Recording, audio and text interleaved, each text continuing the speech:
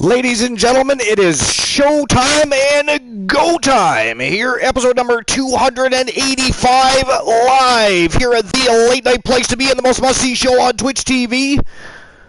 We are the very best in fantasy wrestling excellence, bar none, period. We are the Archiverse TV, and boy, do we have a smoking hot evening of non-stop elite-level professional wrestling action tonight. As always, of course, it goes without saying, it is neither here nor there.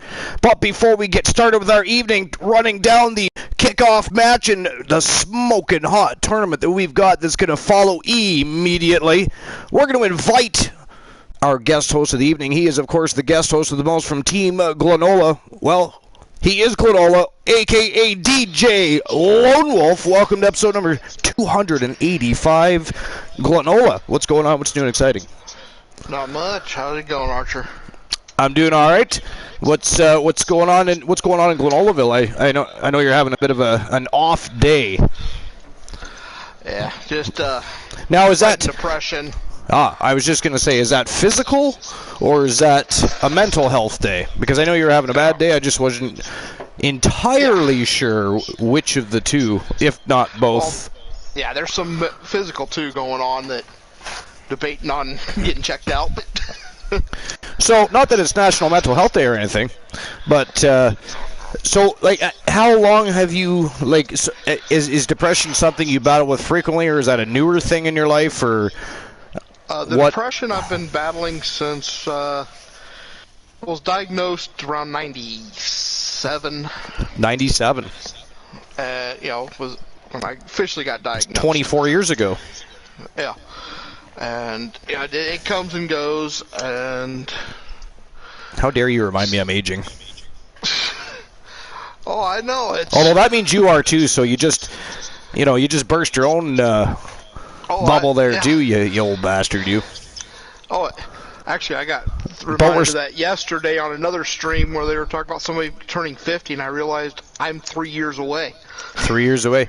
You know what, though? I mean, If we get more serious about our health and make sure we get into a little bit better shape and eat a little bit better, the new 50 can be the new 30.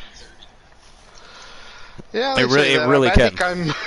I think I'm kind of on a far end on that. It's you also, so in addition, and I'm sure you're going to continue your discussion about how long you've been battling with depression, but I know you've also got some physical ailments that probably aid in that, and then of course I'm sure you're on some sort of medications for one, if not both, and then that can trigger things. So what's the phys? I know you have. Correct me if I'm wrong. Of course, you have COPD, right? Yes. Yes, my father has that. COPD. Asthma and COPD. Whoa. And that was kind of my own stupidity. I've been asthmatic since I was 7, and then I turned 18 and ended up smoking for 13 and a half years. Yeah, well, I mean, I used to smoke as well. I smoked from the time I started young. We all did, thought it was cool, and I didn't smoke consistently though until I was probably 16, 17, but I didn't quit until I was in my 30s anyways. I had quit for about an 8-year period and then was stupid enough to start again because I got a little stressed out and I decided that was the answer. It was most certainly not the answer. Yeah, I fight that every day where I want a cigarette, and I'm at 15 and a half, or actually almost 16 years. See, I was like that the first time I quit. The first time I quit, I found it a little difficult being around smokers, and I would have cravings.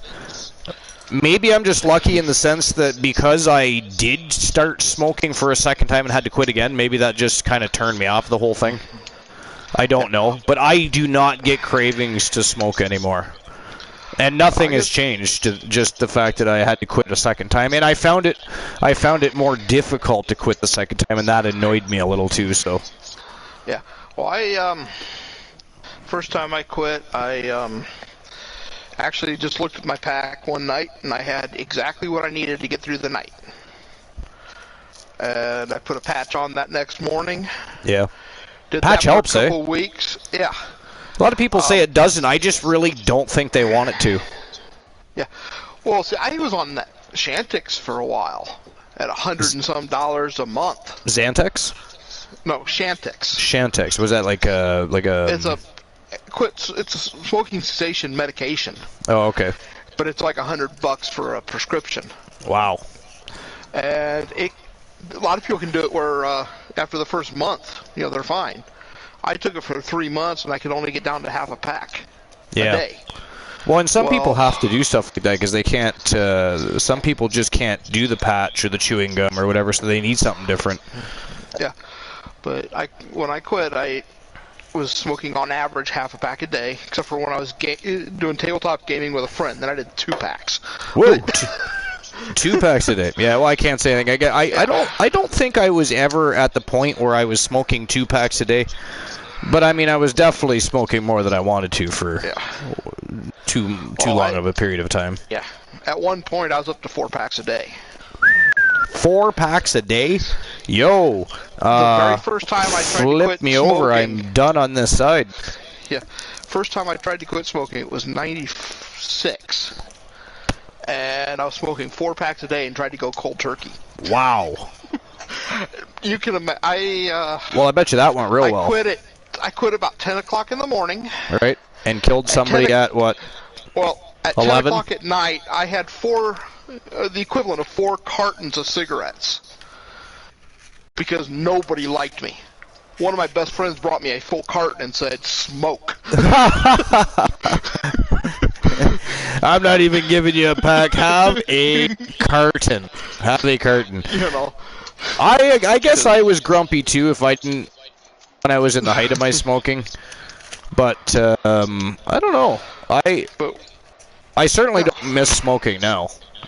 Oh, like I said, I get the cravings, but I just keep fighting, and that's my thing. Is I'm too damn stubborn to give up. Well, I mean, yeah, I just don't miss it anymore. Like again, the first time I quit, I did. I had cravings. I missed it. I thought about it. I just didn't give in until that one particular time where I did give in.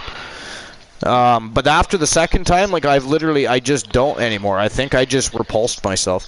Plus, it got to the point where I literally couldn't afford to smoke the cigarettes I really wanted to smoke anymore. We were lowering our standards to smoking cigarettes from a bag that come from an Indian reserve.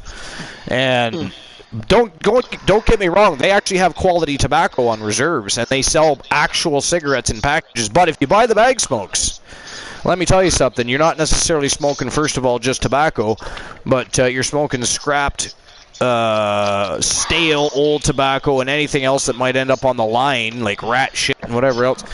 But anyways, they were repulsive, and I literally got up one day, and we still had about probably 2 or 3 of those in the freezer, and I thought to myself, you know what, if this is what I have to smoke,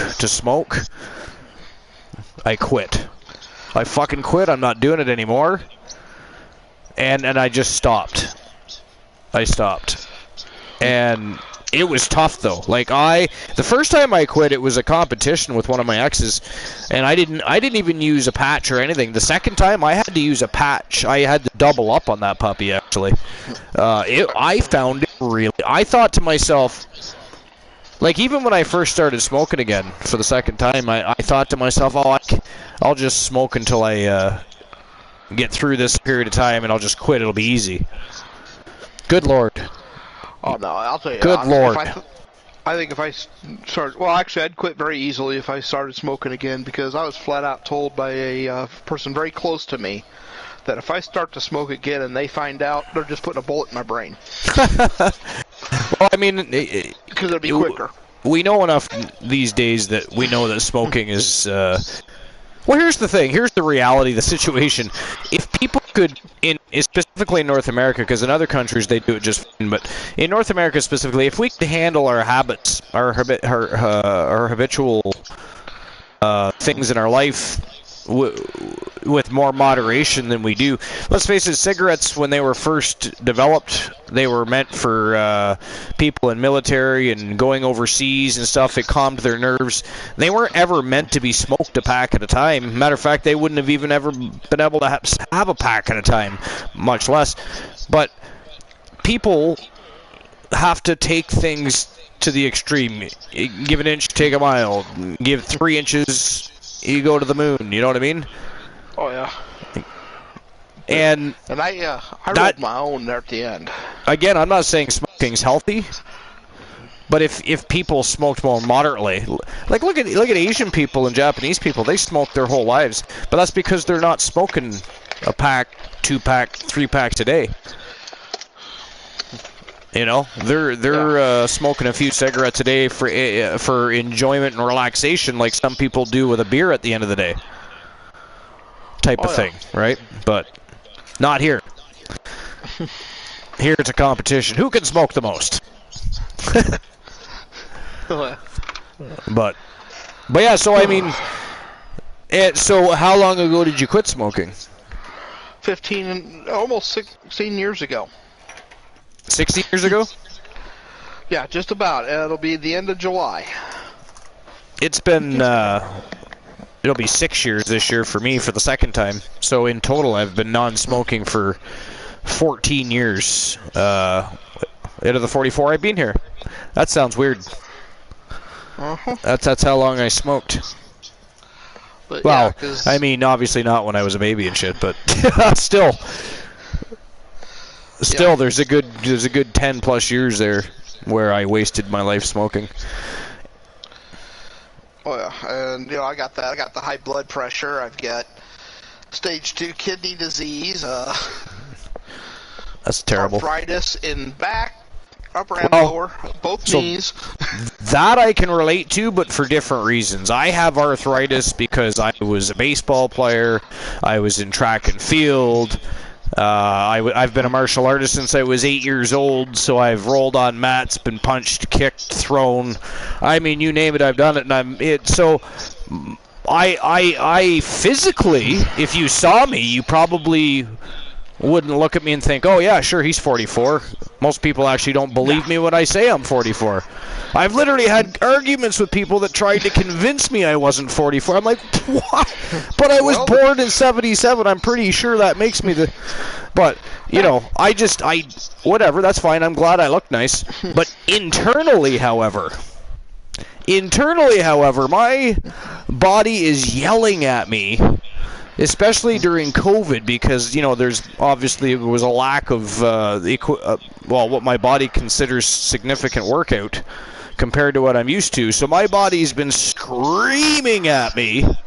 Yo, Blind Locksmith, what's going on, buddy? I see you there. Let's do an exciting welcome into episode number 285. We're just having a little bit of a discussion about smoking versus non-smoking. Bit of a mental health discussion. I don't know if you know anybody that has mental health problems. Glenola was having a bad day, and we're just talking it out. We're making him feel better. We're getting it off his chest. We're clearing the air, and nothing deep, just discussing how long it's been a problem, and he's got some physical ailments he's been telling us about. And, of course, he was telling us about his battle with quitting smoking. So you're the somebody. Well, excellent. Then, you know what? Then hop in on this. Whoa. Somebody is trying to shoot me. What? Sorry. Did somebody disarm a bomb? What happened there? I was checking something, but the battery's dead, so... I mean, am I going to get blown out of my seat here? Are you committing some sort of villainy I'm not aware of that can possibly take place here? No villainy tonight. No villainy today. But anyway, Blind Locksmith, jump in on the conversation if you will. I mean, I personally do not have any sort of depression or mental health problems, but I do know many people that do, and I have many friends and even some family members, including my good buddy Glenola here. So feel free to speak. This is a safe haven. This is not just the place to be because it's entertaining, exciting, and has a bunch of great people. It's because we're willing to listen. We care. We support your endeavors here and outside of Twitch, and we're family. This is the fam jam. You never have smoked for that reason. You never smoked because you had depression problems. That's probably a pretty good idea because nicotine, of course, is a depressant. No, right? I think, at least I'm thinking that's because his mom has tried several times Oh, to quit. okay. So you quit 16 years ago. Yeah. That's commendable. And I was rolling my own at the time, and like I said, I had when I looked at the pack, I had 3 cigarettes left. And you just quit cold turkey? No, I used a patch, a patch for about 2 to 3 weeks, and then when I'd get together with my buddy to play tabletop RPGs, I would use a patch on the weekends for about a month, and then that was it. Right. Blind Locksmith actually said addiction, not depression. Well, I mean, addiction can be problematic too, right? So, I mean, if people have an addiction that they're not happy with and they want to talk about, again, this is the right place to be. We're not just here to have a good time. We're here because we enjoy being amongst one another, because we are a great community and we are the Fam Jam. So if we're going to be a Fam Jam, we can act like a Fam Jam. We can be here for one another when we can be. That is the way it is. This is the Archiverse TV. Oh, yeah. And, the community, that's one of the great things, and I have found this in a lot of communities I've found here on Twitch, is people care. We do. Well, here's the thing. You were thinking about not joining the broadcast, just sitting in the chat room, but hey, you're having a day. What better way to end your bad day than turn that bad day into a good day by hanging out with some good buddies? We're going to have a bit of a good time. We're going to watch some matches. We're probably going to watch Archer get stuck in a goddamn swear jar more often than he cares to. Archer does not wrestle tonight, though, so nobody can nobody can be betting against Archer and razzing Archer about winning and losing. But you bunch of villainous bastards, guess what? Can we razz Archer about rigging a tournament and still losing it? I did not rig the tournament. He's not that smart. But I mean, he drinks way too much to do something like that and pull it off. But I mean, Archer got his rematch against Thomas the Tank Graves and won, so he is once again the TWA Heritage Champion. Ha ha! Blind Locksmith says, hey, I bet on her. Yeah, that's right, he did, actually. Fair point. Well played, sir, you did. Appreciate you. Blind Locksmith, I should promote you to Senior VIP. That sounds far better than it actually is, though. That sounds far better than it actually is. But anyways, Glenn, so you have arthritis, you have COPD and asthma. Is there any other ailments that are conflicting that cause? Because obviously, part of the problem there, right there alone, which is why he needs to have breathing treatments as well to put oxygen back in his blood. But if any of you don't know, with lack of oxygen, of course, that can create depression all on its own. Oh yeah, and then there's the blood pressure. I got stage 2 kidney disease, which is part of the reason why I'm suffering from gout. Well, that's never fun. I mean, I've never had gout. I do know somebody that did have gout. I'm on medication for that. Unfortunately, I haven't had a flare-up for quite a while, but yeah, I could hardly walk. You and I feel like you and Zombie are competing for the best Walking Dead person.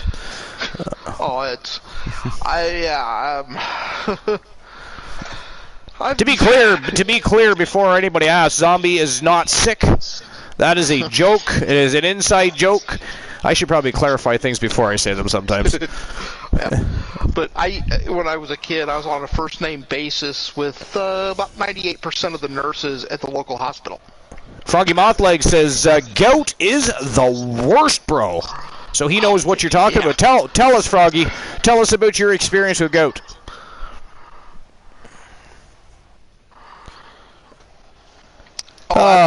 From experience, do everything you can to not have to go on dialysis.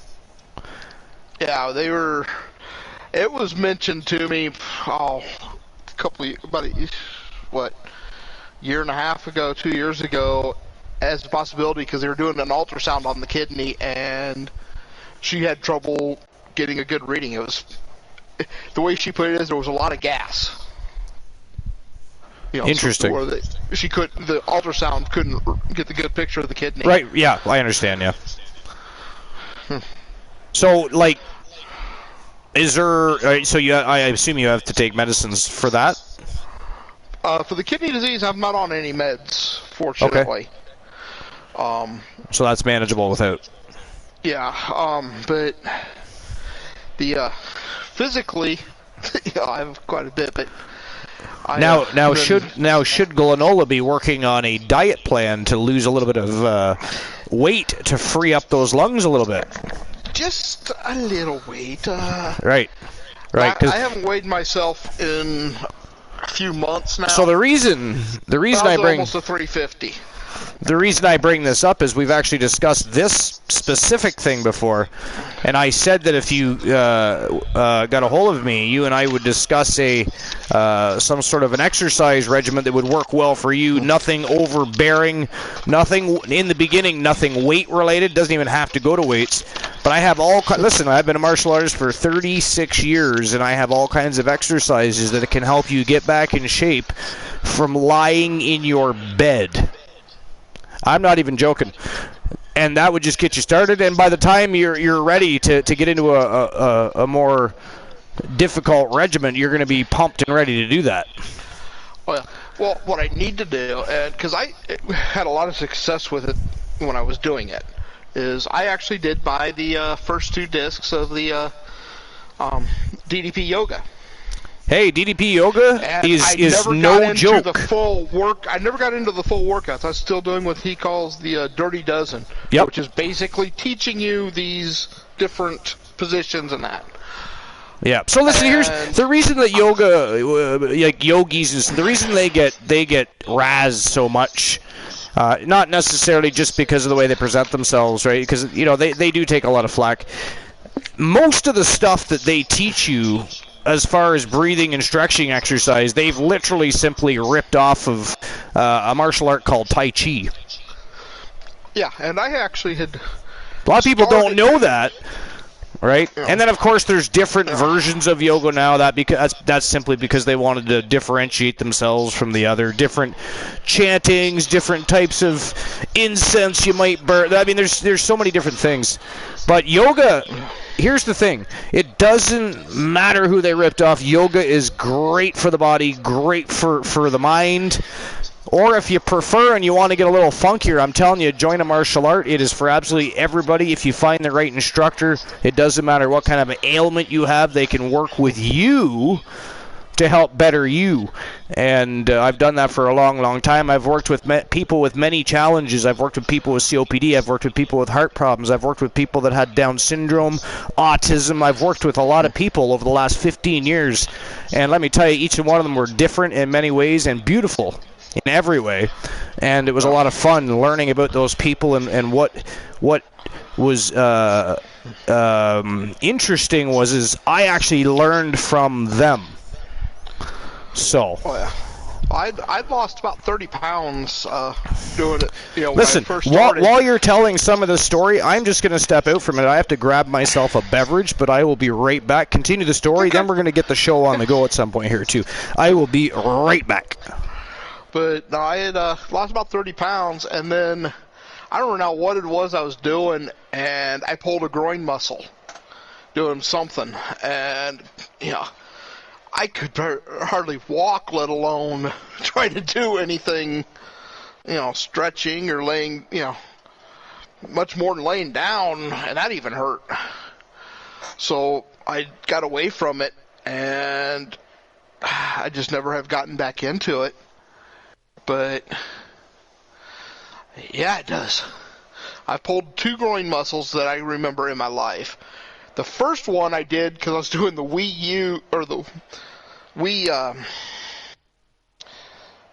it Wii Sports, or the one with the board? And I'd been doing the walking thing on it, no problem. And then I went to a slightly higher level on it, and it added in these little kicking motions ever so often. Well, like an idiot, I tried to do one of those and pulled my groin. So I was like, yeah, couldn't do that one anymore for a while.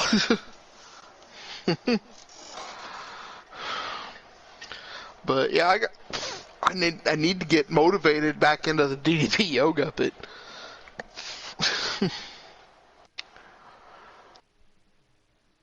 oh, ouch, yeah. Well, I was a thing in high school. Archer and I were talking here, a few days ago that in high school I couldn't bench press 80 pounds, but I could almost squat 700 pounds, on the machine. The press machine where you put your feet up on the pedals and push, I was doing 750, no problem. That was the max weight that machine had. And, I got a lot of power in my legs. I got nothing, no upper body, and I still, the only thing I had upper body was when I worked in a factory. I used to be able to throw a 80-pound box of poly wrap up on my shoulders to take it back to my machine. But, oh.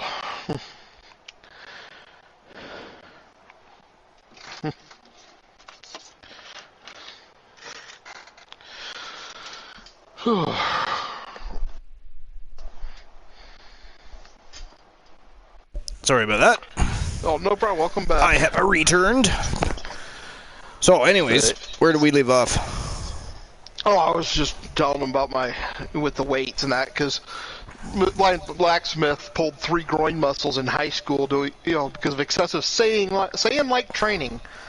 So I mentioned, what we talked about a while back about me having all that power in my legs and nothing in the upper body. So did you used to be a weightlifter? No. Just welcome in, Lord Mannix. How's it going? Class. Well, I don't know about blind locksmith, but no, I just in gym class. You could, there's often to do weight things, and right. I could do, you have the machinery. You select your weight, and then you. Oh, so you were doing like push the pedals. Right. I did 750 on that. Wow. With my legs, I couldn't bench press 80 pounds. Well. And I finally back was it 2000? I worked at a factory, and I used to be able to throw like an 80-pound bag of or box of poly wrap up on my shoulder to take back to my machine. Basically shrink wrap. Yeah. And rather than get the 1 or 2 guys that were in charge of getting stuff for us, I'd go get it myself. Yeah. It was a little exercise for me. But well, I think when it comes to exercising and weightlifting, there's probably certain things that even bodybuilders are good at or better at than others. You know what I mean? Not everybody's good at the same thing. So just because you're not good at push-ups doesn't mean you're not good at say leg squats or what have you. Yeah, my legs was where I had everything. Now it's with my knees the way they are. There's times like if I squat down, I ain't getting up. Not without something to hold on to. Yeah, I know that feeling. And for me, it's worse when it's cold or if it's damp outside. Yeah. If it's really cold, then I'm sore all day. Or if it's going to rain, like before it's actually the pressure's released and rained, I'll be sore in those situations. But nothing. It's manageable for now, anyways. We'll see what happens as I age, but.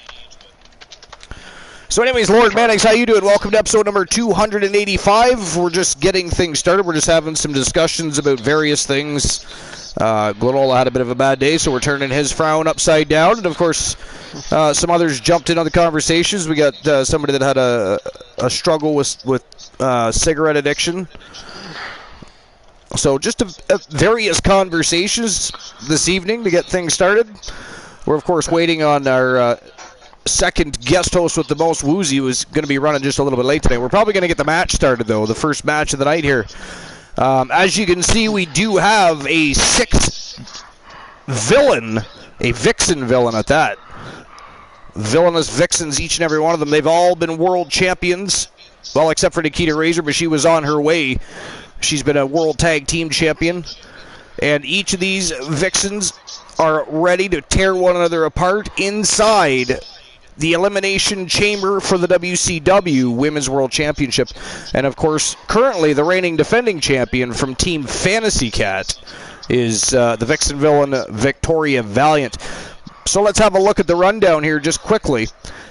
We have, of course, Trish Stratus We all know Trish Stratus. Although I know you love Trish Stratus.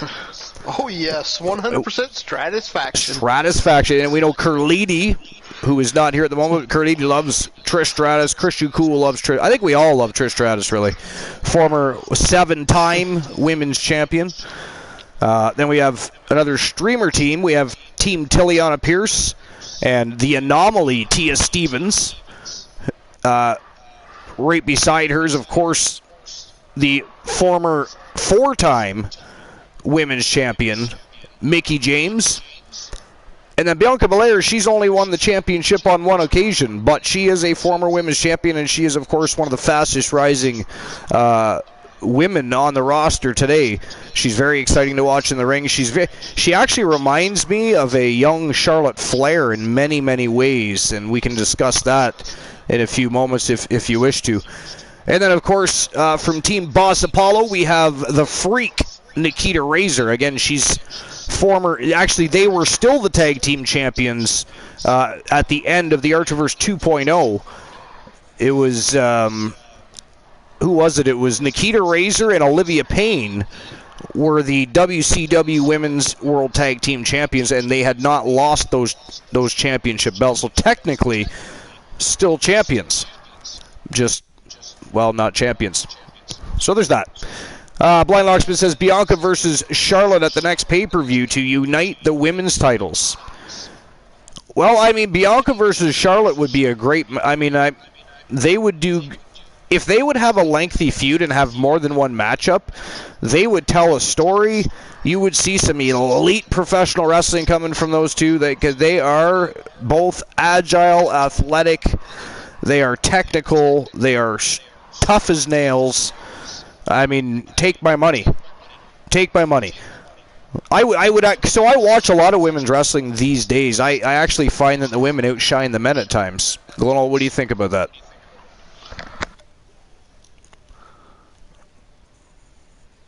Blind Locksmith agrees. Boss Apollo. Student Exciting Boss Apollo.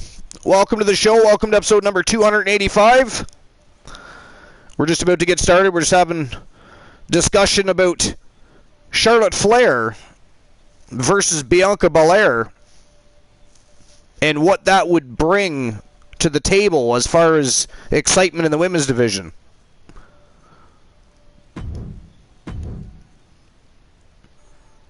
All right, but in the meantime, while we're having the discussion, let's get the show on the go. It is Showtime and Go Time, episode number 285. And this is a 6 Vixen Villain Elimination Chamber matchup for the WCW Women's World Championship. And we're going to get things rocking and rolling right now while we're discussing Charlotte Flair and Bianca Belair, because these 6 Vixens still have to make their way to the ring anyways. Froggy Mothleg says women's wrestling is top notch. Smaller rosters, but better managed, in my opinion. Yeah, I can't say that I can disagree with that, actually, Froggy Mothlegs. I'll be honest. I really can't say I can disagree with that. I mean, in the men's division, across the board, and with respect to any of the titles, it's kind of messy right now, isn't it? I mean... Well, as a kid, I actually ended up probably watched more women's than I did men. Because one of the local TV stations, I say local, we had an antenna, so, within 60 miles... Yeah, so did I when I was younger, yeah. Was, did you have that little glow box? On every couple days. Did you have that? Yeah, I remember that.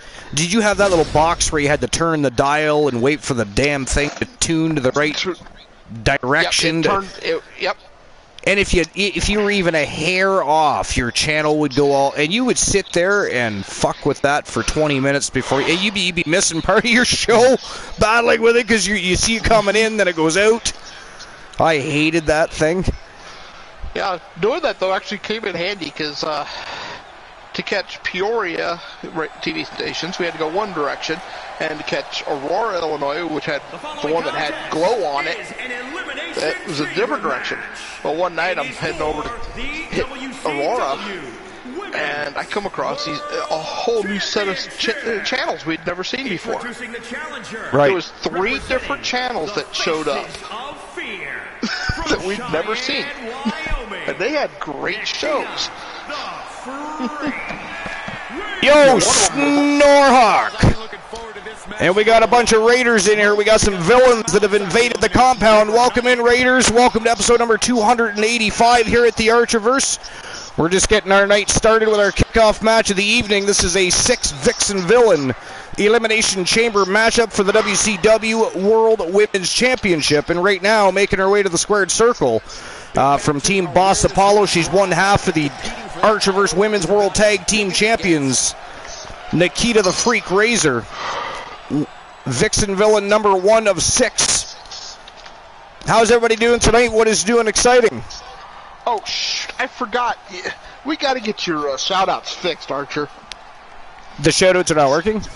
No, what it is if you do the @ it adds the @ to the name. Adeline Archer, thank you very much for the follow. I appreciate that. And Snorhawk, what is doing exciting, my friend? I see you there. Cheese Pops. I do like Cheese Pops. I liked the ones that had jalapeno cheddar. Do you remember those, all the little cheese puffs that were jalapeno cheddar flavored? I really, really liked those things. Basically, yeah. Appreciate all the follows, guys. Thank you very much. Welcome on in. You're here at a great time. We're just getting the show started. Again, this is a 6 Vixen Villain Elimination Chamber matchup for the WCW Women's World Championship.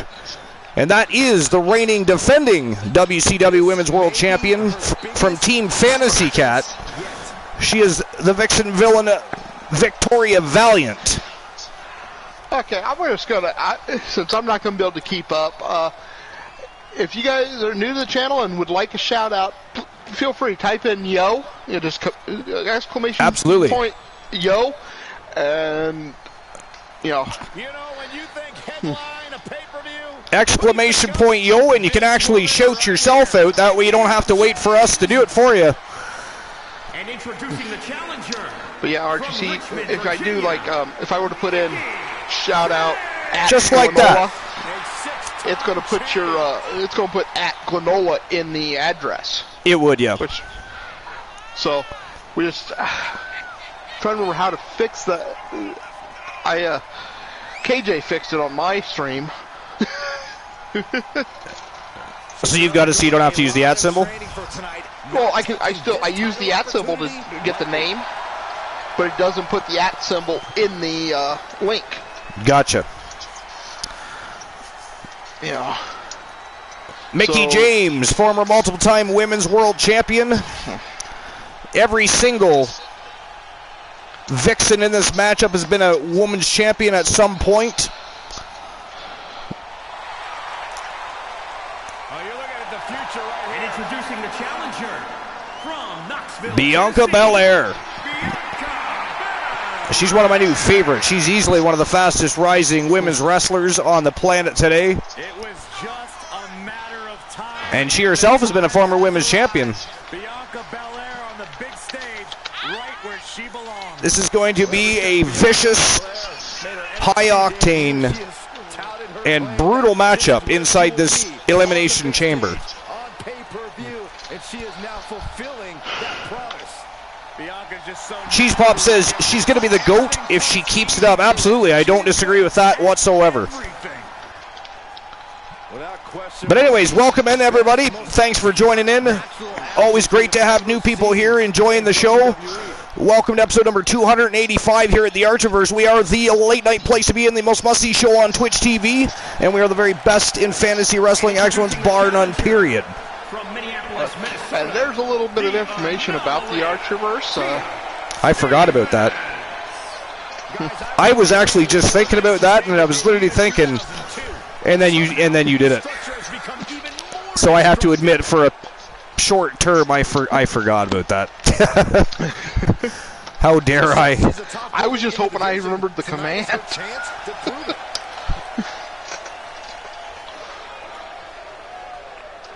The Anomaly, Tia Stevens, former 3-time Women's World Champion. She's also been a mixed match Challenge Tag Team Champion. And of course, this gal needs no introduction. The Canadian bombshell. Ontario, Canada, Trish Stratus. You are looking at a woman who's ready to take on old and new schools alike. The blind locksmith says who? Somebody ban the blind locksmith, please. Doesn't know who Trish Stratus is. That is shameful. Blind locksmith, how dare you? Snorhawk says, did you hear about the Italian chef who died? Oh boy. Here we go. Snorhawk and his joke of the year. I did not hear about Snorhawk. Tell us about the Italian chef who died. He passed away. Okay, that's actually funny. I mean, it is, you know, it is bad, but I mean, it is funny. I wish I could remember your joke last night, Arthur, because you actually had a good one for once. I forget what that was now. Was it about buying time? Yeah.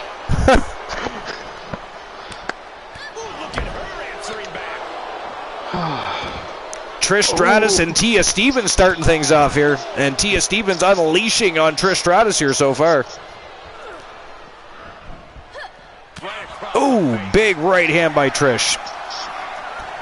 It's about to become a triple threat.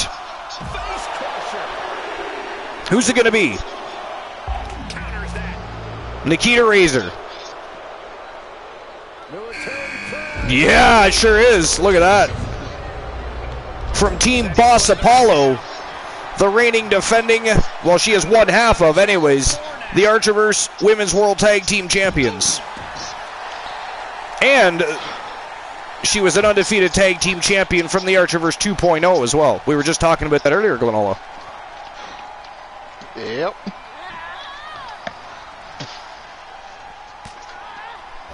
What did Chris Rock find on his face the day after the Oscars? The Fresh Prince of Bel-Air. Now that's a good one. This isn't going to be good. From behind. Here we go. It's about to become a fatal four-way. Still no eliminations.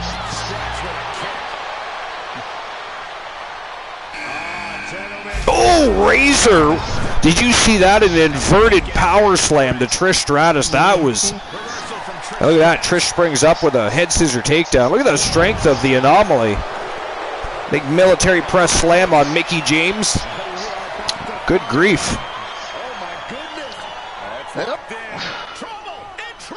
Oh, look at this. Trish with a bulldog. Mickie James with a reversal on Tia Stevens. And over the top rope goes Stevens. At least they don't have as far to fall in the chamber. There's a platform there right outside the ropes at least. Although to be fair, it's metal, so there's that too, right? It's still not concrete from, what, 15 feet high on the back of a trailer. Blind Locksmith says, I'm going to go to hell when I die. By the way, I created a new channel reward today. I saw that. Yes, if you redeem it, you can have a personal video package created for your wrestler for when they come out to the squared circle.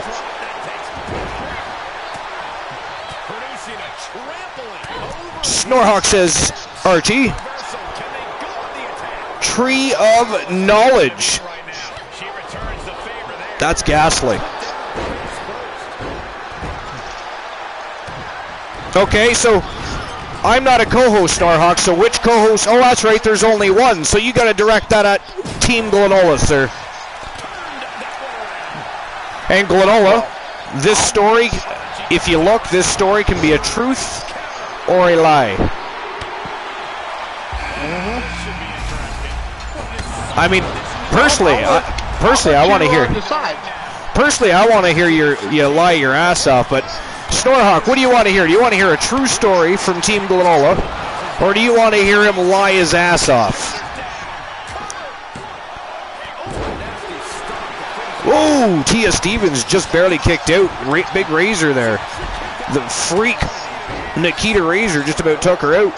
We just about had our first elimination. All sorts of chaos in the ring right now. All 6 Vixen villains in the squared circle. I like the Blind Locksmith's suggestion. Hey! Snorhawk says he only accepts the truth. But I like the Blind Locksmith vibe too. All right, let's do. I mean, that could be fun. Glenola could tell us a story, and we have to decide if it's the truth or a lie. I like it. What do you think, Storhawk? Wow, Stratus faction. I think and Trish covers Mickey James up. You know, I think you should add that to the channel reward. Whoa. You have to guess what it is. Mickey James got her shoulder up there. That was just about it for Mickey James, but she got it up the last moment there. Trish Stratus is unleashing on everybody right now. With Mickey James and Trish Stratus around, I don't think anybody would have trouble getting up. Oh, did I say that out loud? Ooh, inverted suplex by Nikita Razor. Trish Stratus just ate the canvas. Little evening stack for her. Nice neck breaker by Trish, though. Good reversal.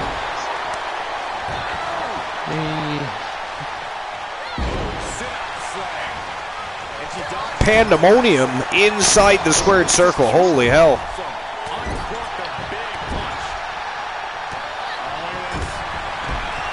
And still no eliminations, Glenola. Yeah, I've noticed that. That's what exactly, Starhawk. Still no eliminations. Oh, and there we go. First elimination of the night. Mickey James is going home. The Anomaly is sending her home. Awesome. Well, back in 1983. Oh, she just tapped out Trish Stratus. Tia Stevens has now single-handedly eliminated Trish Stratus and Mickey James. Two of the great wrestlers in the match. Right? Wow, Victoria Valiant eliminates Nikita Razor.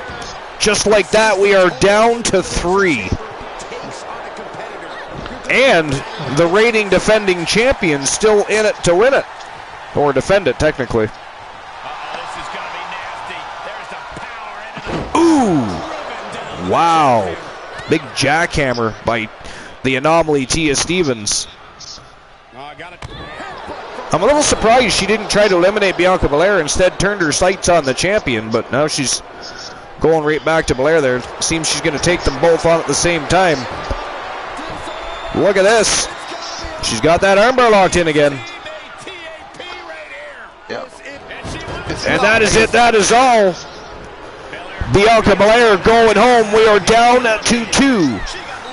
The reigning defending WCW Women's World Champion from Team Fantasy Cat, and the Anomaly Tia Stevens from Team Tiliana Pierce. In some ways, you want to take out the champion first in a match like this, just so that you know somebody's winning the championship. Well, it certainly didn't go without trying, because they were teaming up on Victoria Valiant at one point. Ooh, nice heel kick.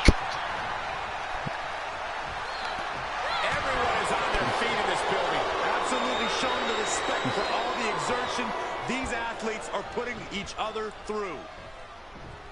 Wow, jackhammer. Down goes the Vixen villain. Tia Stevens looking good here, Glenola. Oh, yeah. Whoa! What was that? That was cool. That was like the Spanish Fly. I think nothing from Tia Stevens. I mean... Oh, look at this. She's locking on another armbar. Can she do it again? Can she do it again? No, sir. Victoria Valiant fights out. The champion is still alive. Well, yes, Blind Locksmith, we do know what it was.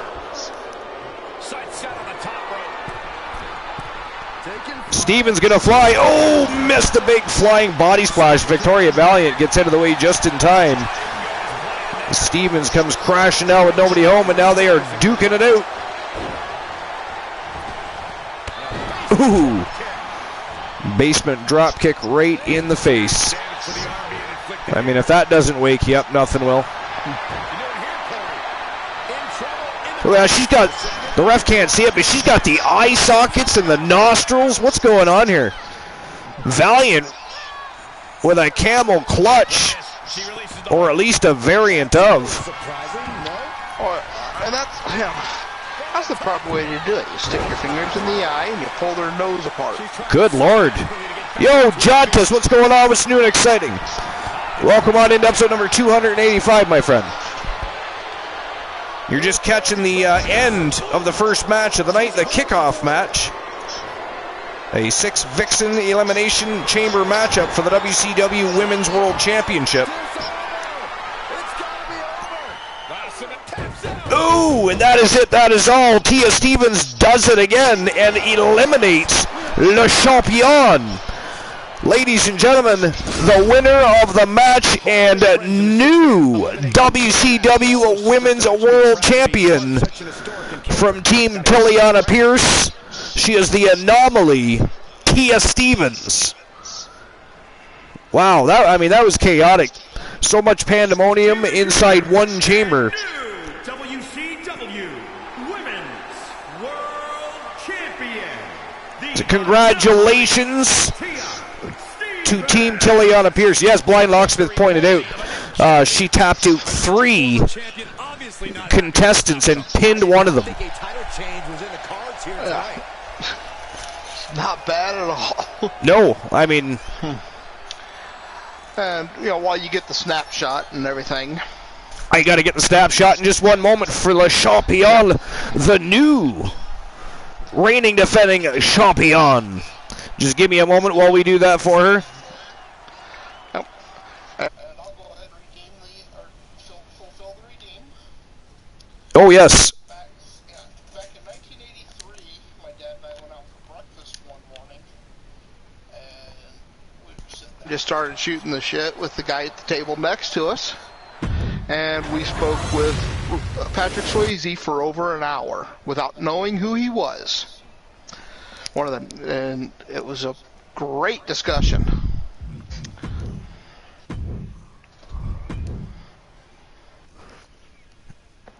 I'm sorry, is that the end of the story? Yeah. Okay. I call bullshit on that because there's no way in hell you did not know who Patrick Swayze was. I call bullshit on that one. Unless you were really little.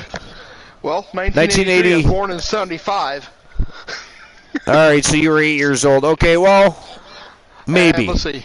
But wait though. He was already famous by 83 though. So you're telling me that your parents didn't know who he was? No, let's see. In 83, it was the same year The Outsiders came out. He had done at that point, okay, in 83. Right. His first movie was Skate Town, USA, 1979. Okay. In 83 was when The Outsiders and Uncommon Valor came out. So he was just starting his career, with his bigger movies. That is true. Red Dawn didn't come out until 84. Fair. Dirty Dancing was 87. So it's potential. It's potentially a true story. While we're all discussing and figuring out if Glenola is lying to our faces or not, which of course we did ask him to either do or not do, so either way, this is entertaining as hell. I kind of want to know now. But let's have a look at the quarterfinals for this WCW World Heavyweight Championship Gold Rush Tournament. Top of the first leg of the tournament, we have from Team Soul Embers, Adam Danger taking on the Beast Incarnate, Brock Lesnar. Next in the first leg is the Nightmare Joseph Damien from Team Kraken Skulls, and he is taking on the Prince Finn Balor. In the second leg of the tournament, first matchup, it is the Gladiator, Bobby Maximus, taking on John Cena.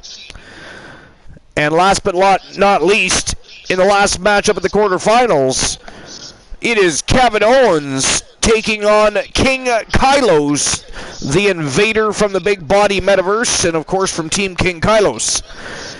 Now, before we get started, does anybody want to chime in? Do you think... Well, first of all, we're gonna also decide who we think's gonna go to the semifinals. But do you guys think Glenola is bullshitting us, or do you think he's feeding us a legit story here? What do you think?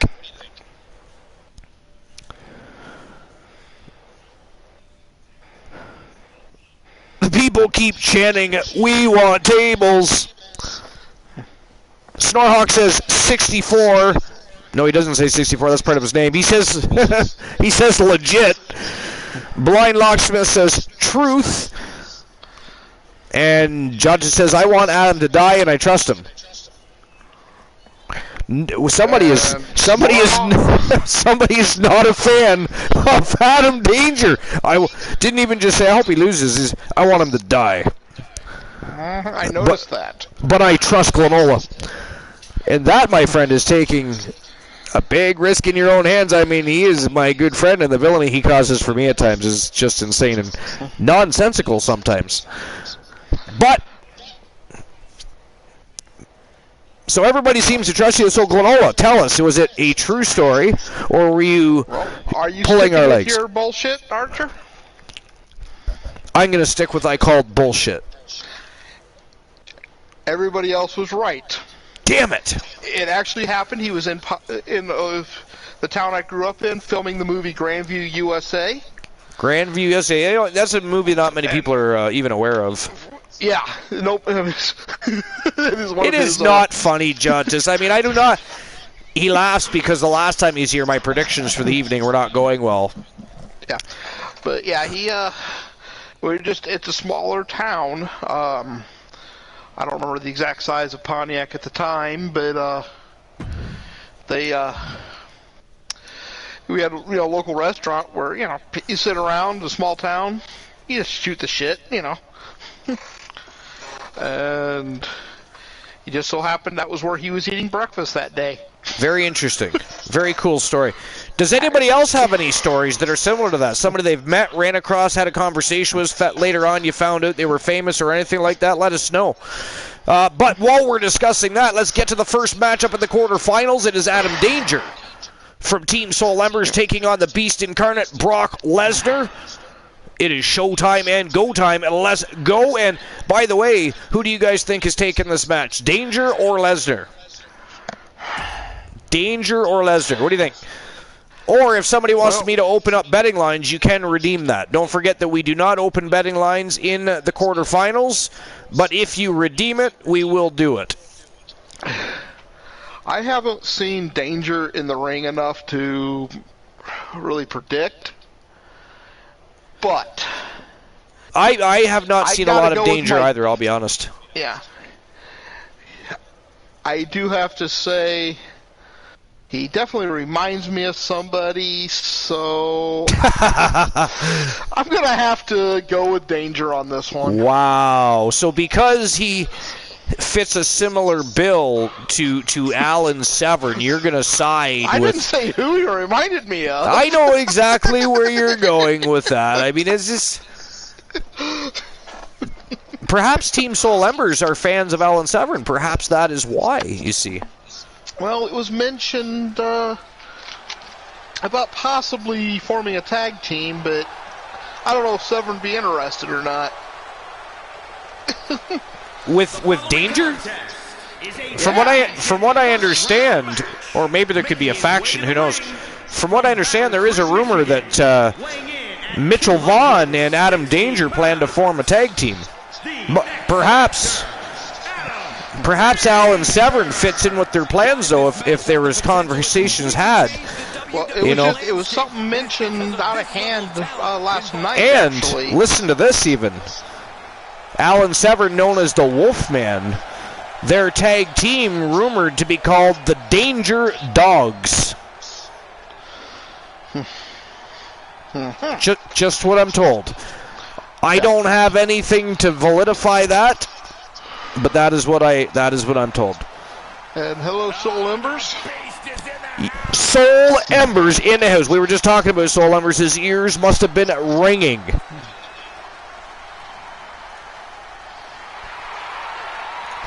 And here comes the Beast Incarnate.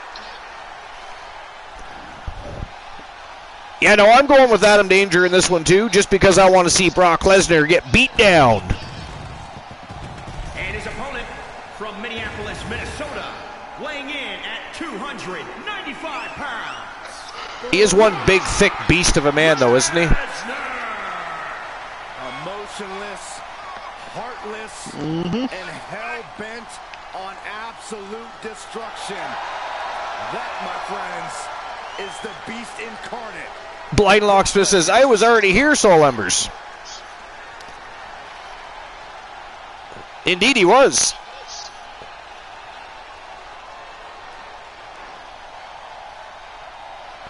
And if anybody wonders why we're in a WCW Thunder Arena on a Wednesday evening, it is simply because it is a night with two WCW World Championships on the line.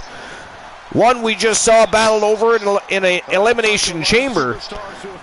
Now one in a grueling tournament, so I thought it only fitting that the title be fought over inside of a WCW ring.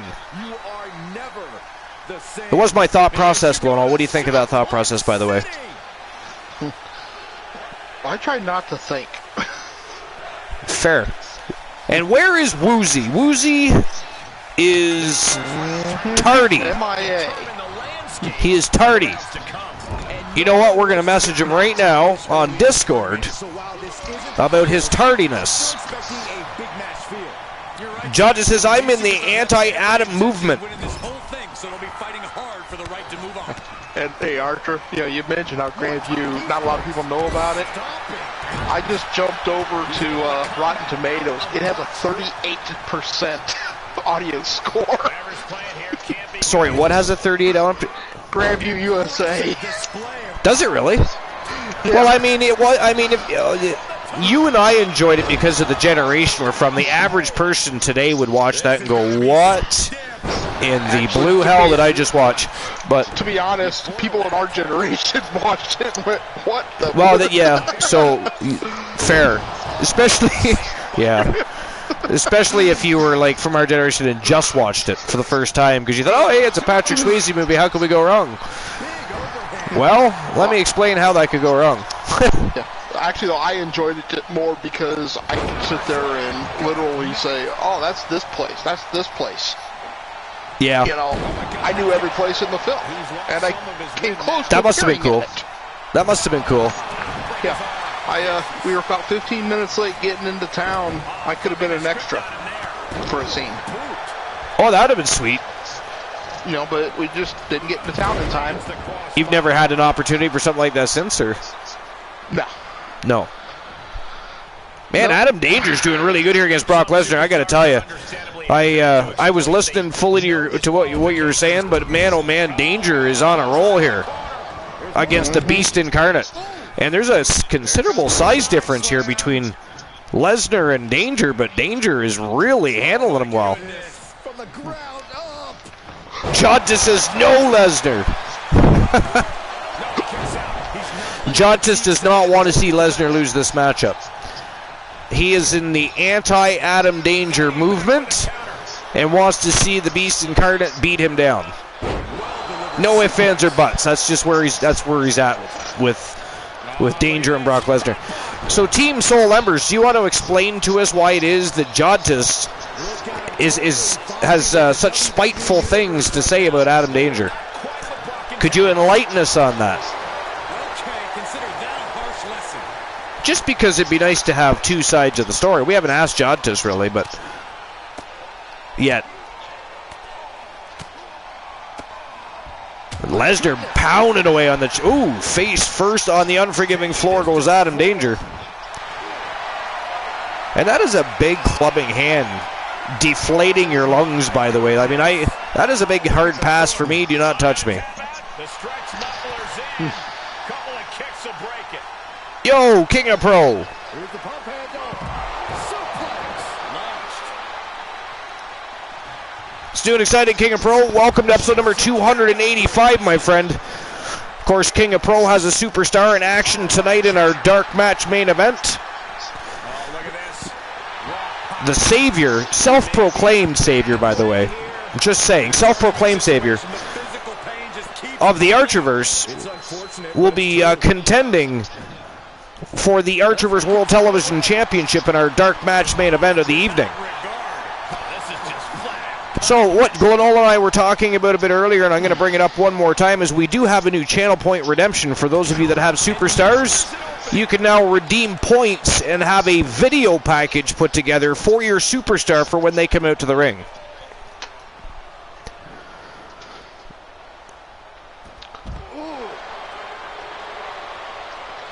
King of Pro says yes, self-proclaim. Well, at least he admits it.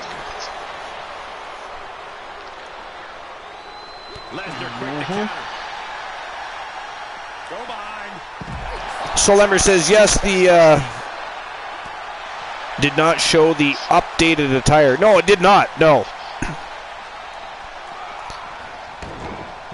He'll head to the ring. That's what I was telling you earlier. That's why I still have the same Adam Danger.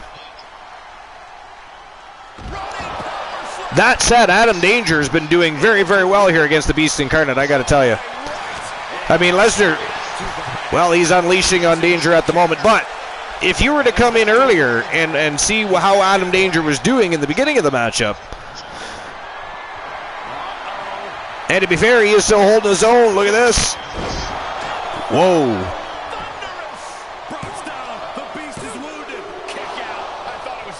Two count only. Man, oh man, Danger just about sent Lesnar home for the evening. And now the question runs in the mind, how am I going to be able to end this? Big punch to the body. Oh, he nailed it. Flying crossbody off that bottom rope. Takes Lesnar right off his feet, and he is not moving. Oh, big diving leg drop. Adam Danger with the pin. But Lesnar powers out again, 2 count only.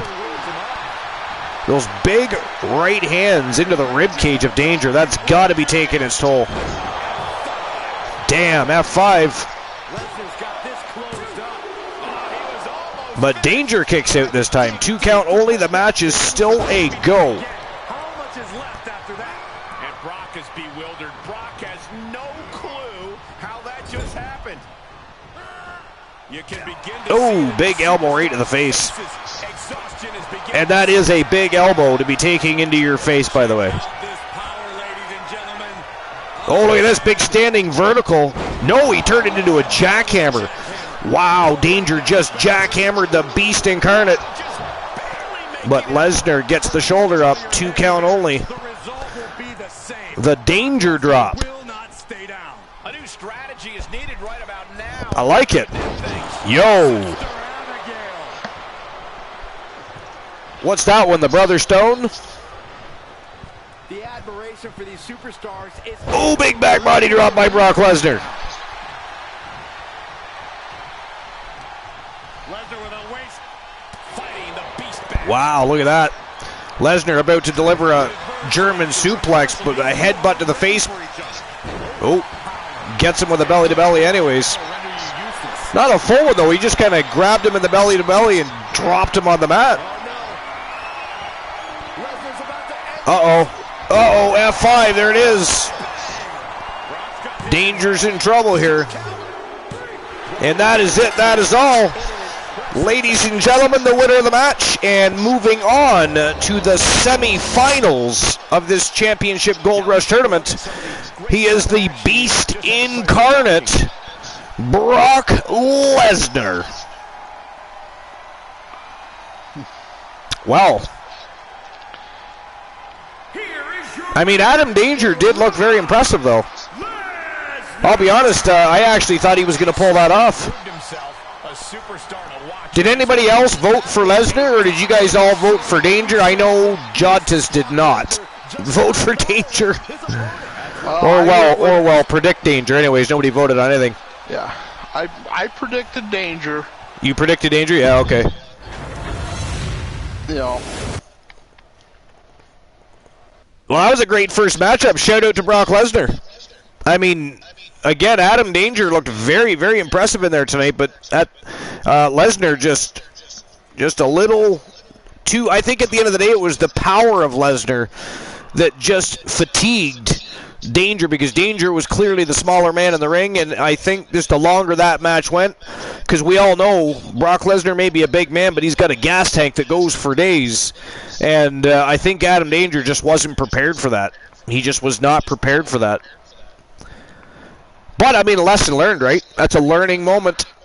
It is a learning moment. Judd just says, I said he would die, and he did. And Soul Embers, again, I don't know if I already missed it, if you already explained it, but why does Jodtis have such a hate for Adam Danger? What's going on there? That is crazy. All right, next matchup of the night, second matchup of the quarterfinals from Team Kraken Skulls. It is the Nightmare Joseph Damien, and he is taking on Prince Finn Balor. All right, who do you guys got in this one? And again, if you guys want the championship betting lines open, just redeem it, and I will open them. Otherwise, the betting lines stay closed until the semifinals. I, for one, am actually going to go with the Nightmare Joseph Damien on this one. I love Prince Finn Balor, but I just don't see him getting the job done against the big, scary bastard from the pits of hell. I mean, I'd be an idiot not to go with, Damien. Right? Oh, Jodtis is going with Finn. Oh, Jodtis, I don't think you understand, my friend. Boss Apollo says, good evening, everyone. Have to work at 5 in the morning again. Yo, Boss Apollo, we appreciate you being here so much. It's unfortunate you got to work that early, but we understand. The VOD will be there for you to figure out and watch the rest of the show and figure out what happened. Nobody will spoil anything for you in the Discord tonight, or we will ban them for you. But we appreciate you. Thank you very much. We'll see you soon. We still have one more show for the week. We will be back tomorrow night. The schedule's a little off this week as I started on a Monday. But while we're still waiting for resolution to the universe mode, which is a big part of what we do, we're doing special events, exhibitions, and tournaments. And I accidentally started on the wrong evening, and we're not even going to talk about that. We're not even going to talk about that. Totally meant to start on a Tuesday, started on a Monday. So this week I get Friday, Saturday, Sunday off. But back to a normal schedule next week. Right now we're just having a bunch of premium event content. Stream previews. And actually, for the regular shows outside of the stream previews, I don't actually mind the premium live content. It sounds much better than premium live event. The PLC with the SPV.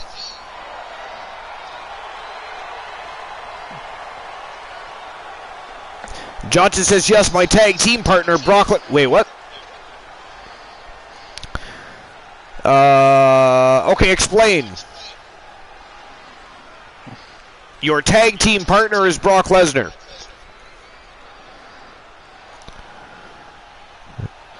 Oh, gotcha. Oh, so I thought maybe you were part of another wrestling league and perhaps did have Brock Lesnar as a tag team partner. I mean, I knew that wasn't happening here as of now, but so I thought maybe it was coming from another federation. There are other wrestling streams out there.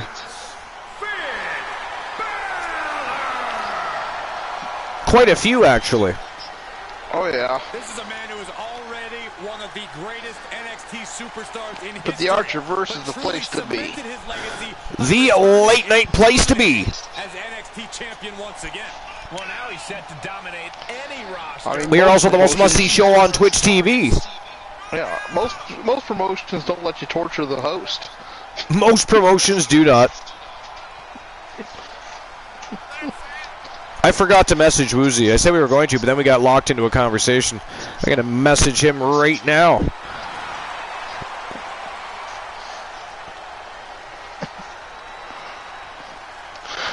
I'm just going to message him with flat out, how dare you?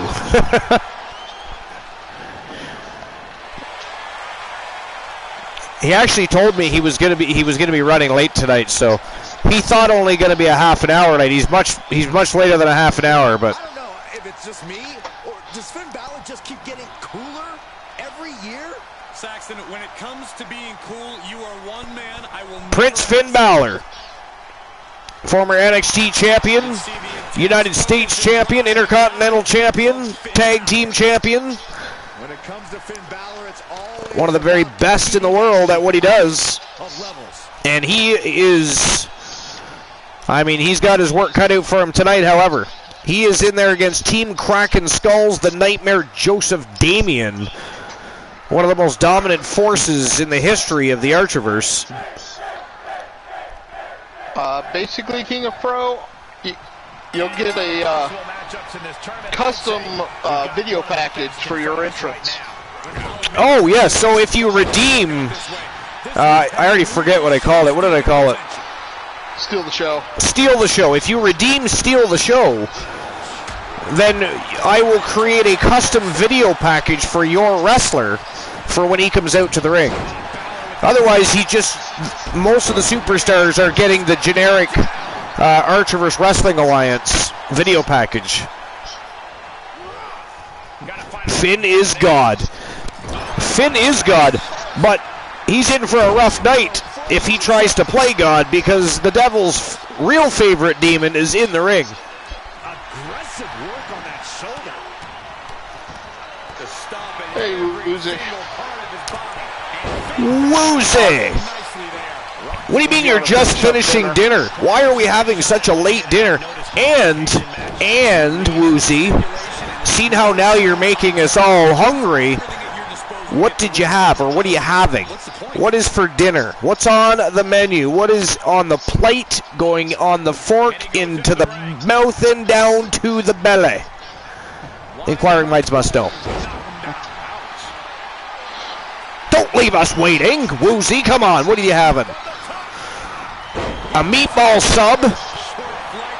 A meatball sub.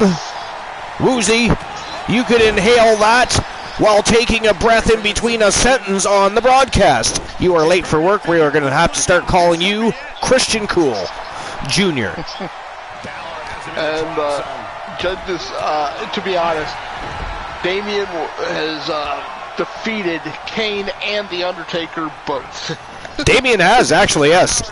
He's also beaten Goldberg, Brock Lesnar, Seth Rollins, Christian Hart. I mean, he's hit the list of people that he has demolished. It is large and continues to grow. It's quite ghastly and disgusting, too, because who the hell wants to see Damien win all the time?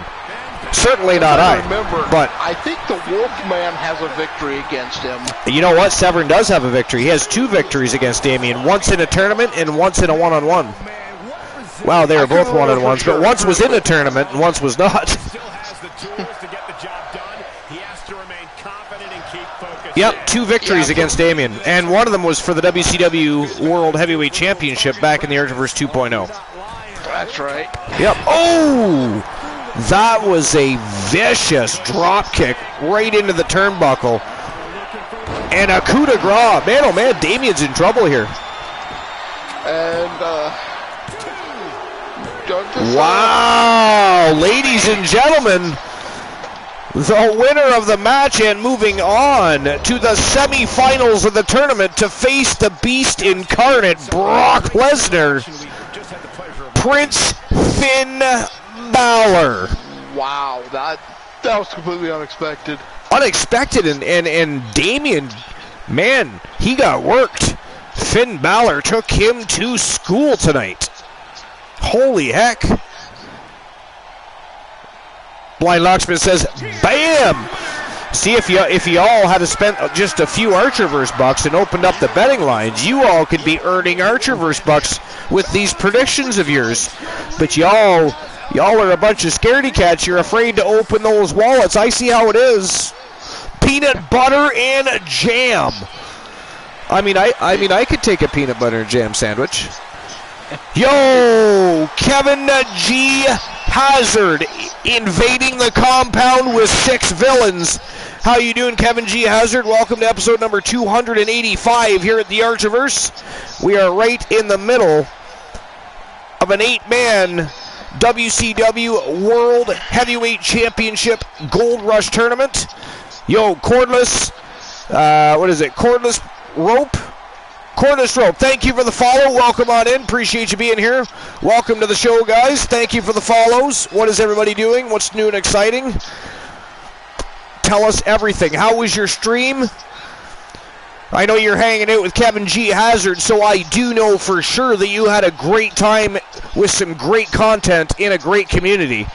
I love hanging out at Kevin G. Hazard. Sometimes I just sit there and don't say a word. I just sit there and chill out in the community and watch what's going on. He's got a great community. He's got some great content. He also is a wrestling community himself, and he was very welcoming to myself when I first came into his channel, especially after he found out I was another wrestling streamer. I've actually been in other streams of wrestling streamers, and they weren't happy that I was there. Maybe thought I was trying to steal their talent or whatever. They get a little wonky. Blythe the 88, thank you very much for the follow. Appreciate you.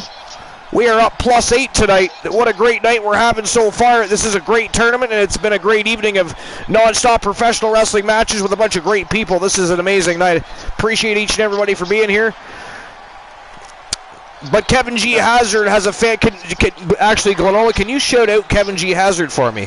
Already done. Already done. Excellent. So anybody that's not already acquainted with Kevin G. Hazard, 35 and or following, if you would do me a favor and jump on over and smash that follow button. That way when he goes live, you can enjoy his shows in entirety. I have a great time when I'm there. He's been very, very welcoming, and you'll have a great time as well. Like I said, he has a very, very tight-knit group that is there supporting him, and it is a lot of fun over there. So I'd appreciate it if you'd hop on over. Cordless rope, we're having a great stream. We started the night off with a 6 Vixen Villain Elimination Chamber matchup for the WCW Women's World Championship.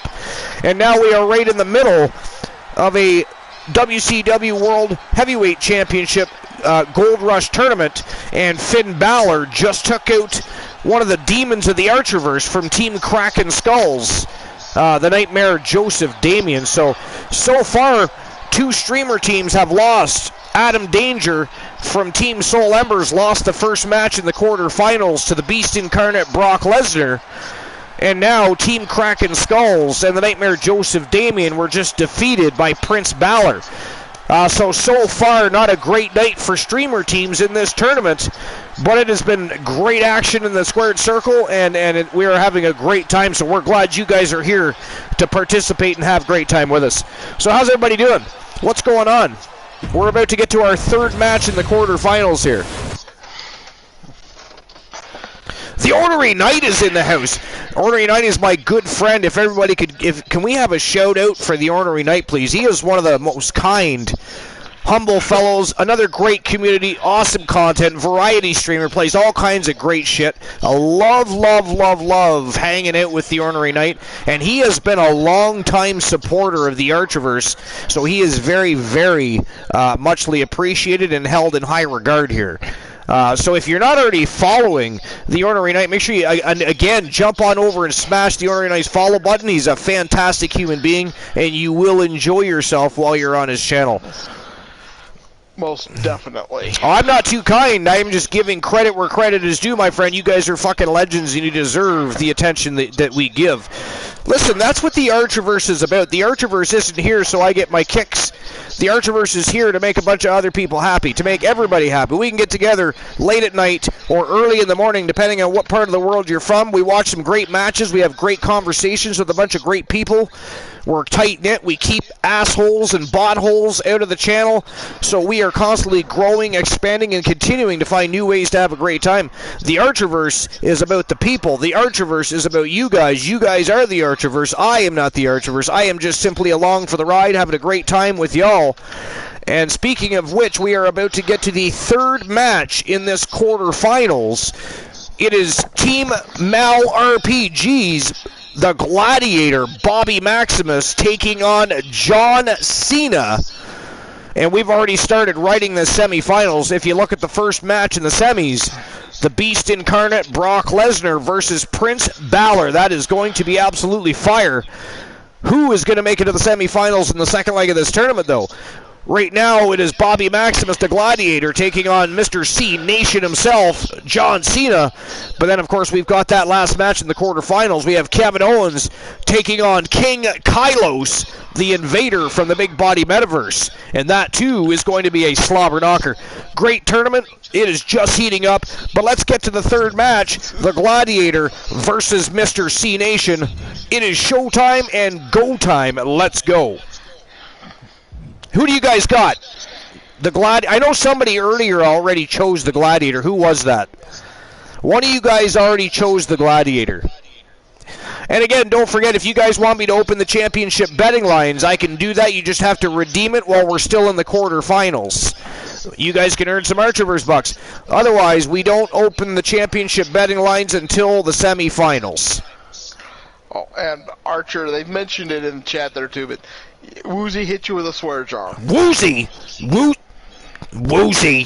First of all, sir, you are late to the show. How dare you waltz in here just fresh off of the stripper pole with a chicken nugget in your hand and drop a swear. You know what? When I was creating all the new fun channel rewards the other night, and recreating some others, combining, doing my wizardry, I thought about getting rid of that.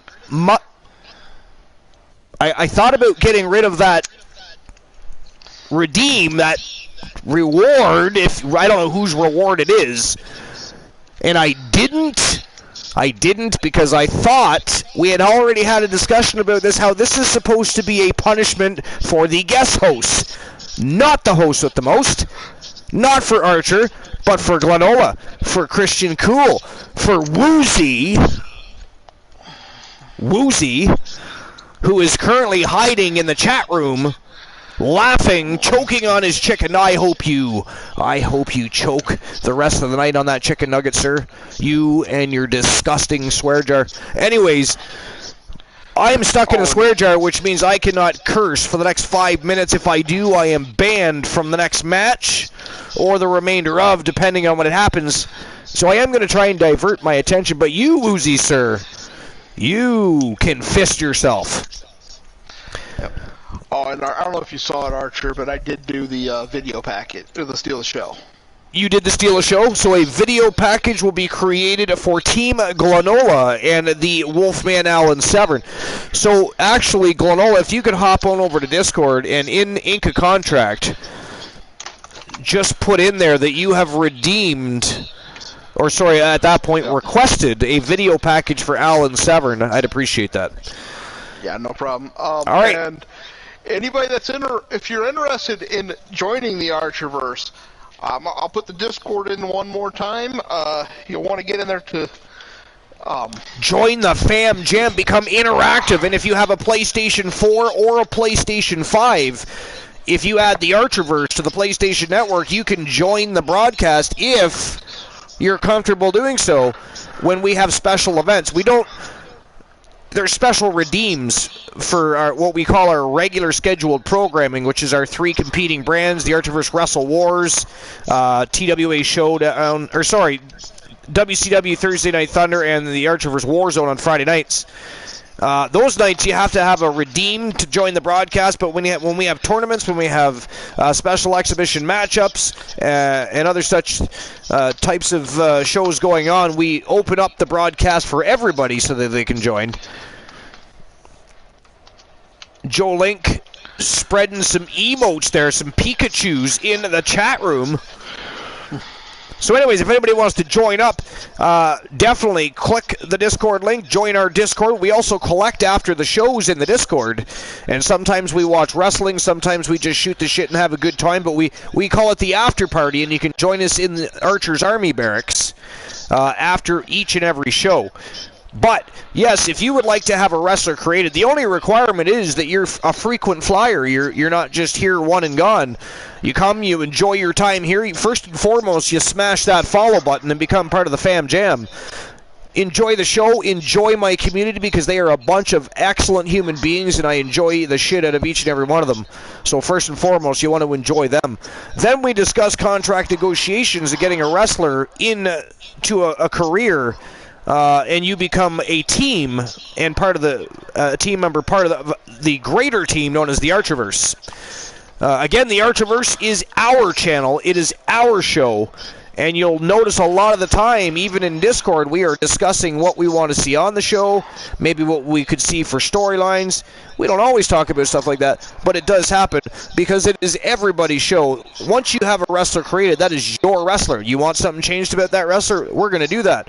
I'm not going to make you pay for that. I'm not going to make you earn points for that. It is your wrestler. You gave me the honor of becoming interactive with this channel, with this show, and having a great time each and every week, week in, week out. You want changes done, we're going to get those changes made for you. Our job here is to keep people happy and keep smiles on faces. It is the late night place to be in the most must-see show on Twitch TV, and that is because make it that way. But let's get to the next matchup. Who do you guys? You got Team Mal RPG and the Gladiator Bobby Maximus, or do you got Mr. C Nation, John Cena? Go time and go time. Let's go. Sorry, Glenola, I forget. Did you pick between John Cena and Bobby Maximus? Or was it you that chose Maximus earlier? No, I'm not Holy going to pick this match. Shit. I got to pause you right there. Yo, Blind Locksmith. You just literally won the lottery. I'm not even going to wait till the end of the night. Normally, this is only the second time in Archerverse history this has happened. Usually what happens is, at the end of the night, the person that is closest to my numbers, I award as the winner of the lottery. That just hasn't happened in quite some time. Sir, you are the second person in Archerverse history to get the exact numbers that I have beside me on my notepad. You have just won any channel redemption reward of your choosing at no cost to you. You can choose to use that on any show. Did you do it the first time too? Yeah, they did. Blind Locksmith. Or did you just win it before? They won Oh, twice in a month. Okay, so you won. Yeah, you won. Those were the numbers, man. Those were that, and that is only the second time in Archerverse history that somebody has done that. Again, usually I pick the person closest to my numbers if I have somebody close enough to award as a winner. But we just went weeks with no winner. So, Blind Locksmith, congratulations. You just won the Archerverse lottery for the evening. Hello, Archer. And by the way, welcome to WCW Thunder Arena, Woozy. Welcome to the show that we've all been here for the last hour and a half. Matter of fact, we've had raids, we've had people in and out. At one point, we had about 56 people in here. And you, sir, eating chicken nuggets, guzzling Coca-Cola, and burping the alphabet, giggling your ass off while you're watching the show and listening to us do your work for you. How dare you, sir? And by the way, am I off the swear jar yet? No, you lost it already. You already lost it. I lost? Did I really? No. Yeah, when you were doing the introduction, you were saying we shoot the shit on Discord. Was that during but it was already over. Was it? Okay, Army, I'm polling the Army here. What do you guys say? Did I get caught in the swear jar, or was the swear jar over? Woozy just lost his. Yes! Woozy! Karma, see? That's what you get, sir. That is what you get, sir. Orion Wright says he doesn't know. Punisher says, fuck the swear jar. I'm pretty sure the swear jar was up before I swore. I think it was. I mean, if anybody else thinks that it wasn't, I will accept my ban from the match, but I was positive. I do, however, find it damn well funny that Woozy got caught in the swear jar. You show up late, trying to cause some villainy, you little Popeye chicken-eating motherfucker. That's what you get. Hey, you see me. Aha, Soul Ember says I was free. Joe Link says I think it was up. Take that, Woozy. I've got people. You know what? I need to make all those people mods. I need mods on my side, because the problem I have is my mods, what happens is I ask them to ban somebody. What they do is they unban people that I've banned in the past. So I don't ask them to ban anybody anymore, because half the population of Twitch that I have banned are now part of the team again. They are now free to watch the Archiverse at any time they please. I have a rough time here. They also ban me, silence me, stick me in swear jars. With friends like mine, I do not need enemies. That is for certain. That is for certain. Well, hey, Archer, your mods have to ban people because you sure don't. You only somebody banned for 2-3 months. Accidentally. I can't believe you're still holding that against me. That was an accident. I accidentally left you banned for, and that wasn't even on the Archiverse. That was at the Coolverse. I know. I mean, what did you really miss over there? I mean, Christian Cool has been busy at work. He hasn't even been streaming as much as of late, except for his amazing board game evenings, however. But I mean, the only thing we're missing is Tails and Sonic. We do like redeeming them, though. And let's not forget Knuckles. And time someone out for 1,000,000 seconds. I have no idea what he's talking about. Who would do that? That is ghastly. Somebody got timed out for 1,000,000. I mean, that is just over the top ridiculous. That is crazy. Speaking of crazy, Bobby Maximus is absolutely running through John Cena right now. Holy Jesus. Y'all watching this? Look at this. As I say that, Cena makes a bit of a comeback here. But no, the Gladiator not having any of that. Look at this, Northern Light suplex. And I got to tell you, Bobby Maximus in great shape. I guess he's not called the Gladiator for no reason.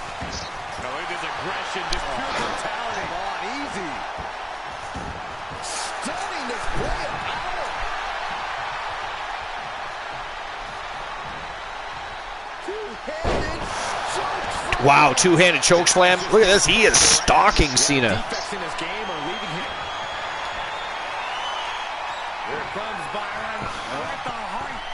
Oh, wow, he is setting Cena up. Look at this. Crucifix. Down he goes. Crucifix powerbomb. And Cena having a rough night with the Gladiator here.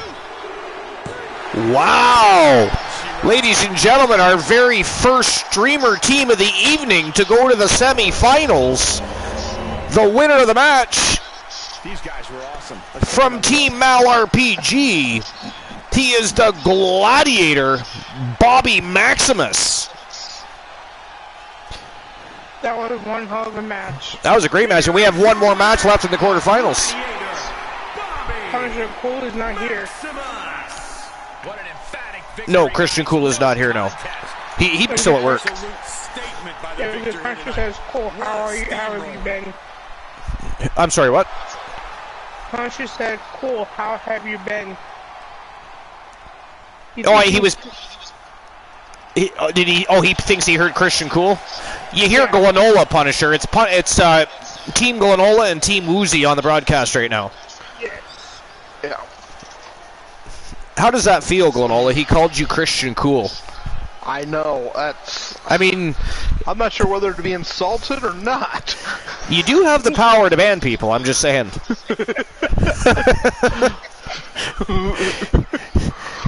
I mean, just as y'all making fun of me banning people and forgetting to unban them, now arises a situation where you could quite literally ban somebody. Oh, I know I could, but I'm not. I'm gonna be nice. Why? So did anybody else think? That was a surprise to me too. I was just gonna say today. So you guys didn't think Bobby Maximus was gonna get through this? No. Well, Uzi wanted me to ban somebody. I did not say myself. Who'd you ban? Me? Uzi. Oh, you banned Woozy. So Woozy asked you to ban somebody, and you banned Woozy. Nice. I mean, why not? I mean, how dare you, Woozy, ask Glenola to ban people? I mean... You do it all the time, though. I see, what is with this reflection and deflecting onto Archer? You know, because you put yourself in a bad spotlight, you wanna deflect all of that negative energy on to me, and I had nothing to do with the situation, sir. How dare you? Somebody ban Woozy, please. I mean, honestly. I got unbanned, thank you. You just got unbanned? Well, somebody ban him again anyways. What do you mean see what I mean? He's unbanned. That's my point. See, this is why I need new mods. I need an ad put in the paper immediately requesting mods that will actually be, I need more Bromers. Can somebody please just clone Bromer? That man will ban me. That sumbitch would ban me. He tries every show, trust me. There's even a special fake ban command because of him. There is a fake ban command. He would ban his own mother. That's the vibes we need. Not, hey, can you ban this person? And instead of banning that person, you unban 4 others. You unban 4 others. That is gaslight. All right? See what I mean? The insubordinate. You have finally banned the... Glenola, we do not encourage the bad behavior, the pitiful antics, the villainy is... There's no villainy required here tonight. There is no villainy required here tonight. I've been behaving myself pretty good. I haven't banned anybody from the broadcast. I love how you can justify stirring the pot. That is honestly, truly remarkable. Speaking of remarkable, we are at the last match of these quarterfinals already. Man, are they moving along tonight? And the final matchup of this quarterfinals, we've got the Invader that came over, has won 3 titles, just about won a Royal Rumble, and now he's about to enter another tournament right now by taking on Kevin Owens. And, of course, the winner will move on to the semifinals to face Team Mal RPGs, the Gladiator Bobby Maximus. We are writing a fantastic semifinals, and the end of this quarterfinals is going to be absolute fire. Now my question is, who do you guys have in this matchup? Do you have Kevin Owens, or do you have the Invader from the Big Body Metaverse? I don't have any prediction tonight. King Carlos. Glenola lurks while he's on the broadcast. Good for you, Glenola. Well, I got to take off. Oh, you're actually leaving. Okay, I was going to say, that's the weirdest shit ever. You lurk while you're on the broadcast. That is just weird. Before you go, unban me, Glenola. I thought I did. Let me double check. See, now, haha, you can't make, you almost, if Woozy had not have said anything, you would have forgotten after just a few moments ago land-basting me with a verbal tongue lashing. Hey. Sir, but Archer, the difference is how dare you banned me in Archer's or in Coolstream for saying hi. I banned Woozy because you said to ban him. No. No, I did not ban you for saying hi. That did not happen. As a matter of fact, I banned him for not saying hi. But that is not the point. I didn't say hi to Archer. I said hi to Cool. We are not discussing Archer's past here. We are discussing the naughty antics of one Glenola. How dare you turn things around on me? Uzi. But anyways, as always, thanks for being here, Glenola. It's always a pleasure. And we also appreciate you telling us your stories earlier tonight and telling us what it's like to live a life with some of the ailments you have and some of the... So Glenolo was telling us earlier about some of the depression battles he has. And, of course, this is the Archerverse TV. We are not just here for entertainment purposes. We are also here because we are a fam jam. And if there's a problem or somebody needs somebody to talk to, guess what? Start talking. We have ears. We have 2 of them, so that we can listen twice as much as we speak. Of course, that's hard for me, but I tend to speak twice as much as I listen. Anybody will tell you. Anybody. Well, see, now that's just bullying. That's just bullying. I have done nothing to deserve such spotlight being shone in my eyes. I mean, I just... Hey, Archer, look at it this way. I'm not shutting or making you shut up. Fair point. Not yet. Not yet. What do you mean, not yet? Don't be stirring. Don't be trying to plant ideas in his mind, Woozy. Don't be... See, this is why you got banned. We're going to have you banned again for a second time in one evening, sir. How dare you try to stir the pot? Glenola, pay no never mind to Woozy. I mean, we all know the drinking problem that Woozy has. You know, eating chicken nuggets wasn't the only reason he was late to the show. He had to stop at the liquor store, then he forgot he didn't have any mix. Then the bottom of the bag broke and it smashed all over the place. He had to go back and buy more. It was a long battle. And then he was upset that the nuggets were cold, so we went back and bought another 20-pack. So he's actually got 40 nuggets to mow down on with a bottle of vodka and some cream soda. And by the way, Woozy, that is a very strange combination. That is a very strange... 5 minutes. Did he get... Redeem 5 minutes of bliss on Woozy. Oh, that is a beautiful thing. So that is a beautiful thing. 5 minutes of bliss to Woozy. All right, who do you guys got? Did anybody... I didn't see if anybody chose between Kevin Owens and King Kylos here.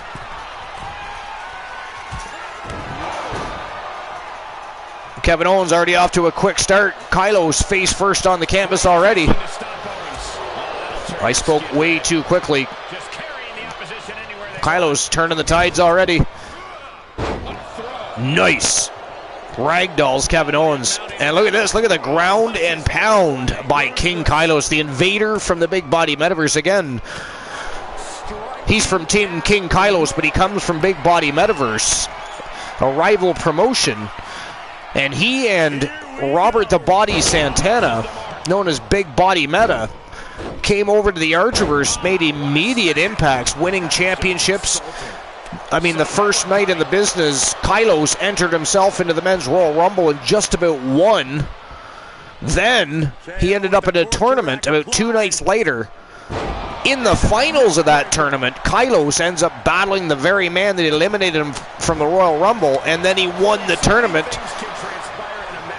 to win his first championship. I mean, he's been on an absolute tear, leaving devastation in the wake everywhere he goes. And then we have Kevin Owens. We all know what Kevin Owens is capable of here. And we all know he's apparently capable of missing a swanton bomb. Completely missed his mark there. That was terrible. Kylos taking advantage of the situation. I mean, you've got to be an opportunist. If you're not an opportunist, then you're never going to pull one over on Kevin Owens. Big vicious boot right to the face when he's trying to break that left arm of King Kylos.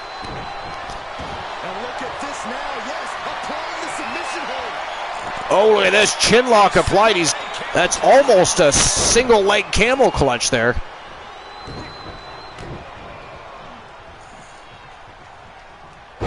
Ooh, wow, corkscrew neck breaker by King Kylos.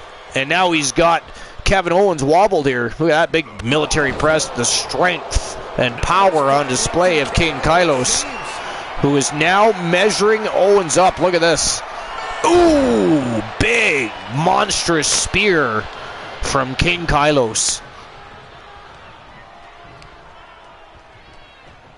Ooh, nice escape. Reversal by Owens. DDT, down goes King Kylos. Oh, look at that, catches the boot. And an elevated spine buster. Wow, another show of strength. Kevin Owens is no small boy. And Kylos just lifted him up like he was a feather. Wow, he went for a big jumping knee drop and missed the mark. I think he was aiming for that left leg. He seems to want to tear apart the left side of Kevin Owens for some reason.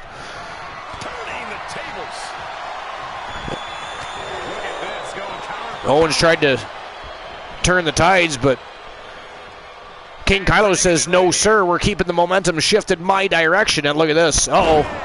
Big jackknife powerbomb. Kevin Owens is in real trouble here. King Kylos. Oh, look at this. He's got a submission locked in there. I can't see exactly what he's doing. The referee's ass is in my face. Isn't that lovely? Oh, there it is again. That is a single leg camel clutch. But King Kylos powers out of it again, though. Owens fighting back here. Trying to gain some momentum. Another DDT. Could be a chance for Owens to change the complexion of this match. Okay, I am back. Woozy, welcome back to the broadcast. Oh, he stunned him. Kylos is down. Kylos gets that shoulder up. Have you been watching this match, Woozy? What a match so far. Yes, I have. Kylos. Well, it went somewhat back and forth. I mean, I think King Kylos has had majority of the shining moments so far. If you had to... Oh, look at this. Small package roll up. He's trying to sneak it 1 count only, though. King Kylos is smarter than that. King Kylos is a monster. Yes, he is. He's a 3-time champion in his short, already illustrious and storied career here at the Archerverse. Him and Robert the Body Santana have been laying waste, really making a statement as they continue to invade the Archerverse. Wow, big jackhammer. Owens is down, but he gets his shoulder up. 2 count only. Kevin Owens is still in it to win it. But he's not going to win it. What a way to end the quarterfinals, though. This is a fantastic match. Oh, look at this. Nice reversal by Kevin Owens. Ooh, Owens stunned him again. That is 2 stunners. And that is it. That is all, ladies and gentlemen. The winner of the match, and moving on to the semifinals of this matchup to face Bobby, the Gladiator Maximus. He is Kevin Owens. Man, oh man, we've only got 1 streamer team that made it to the semifinals, guys. That is crazy. Yeah, that is crazy.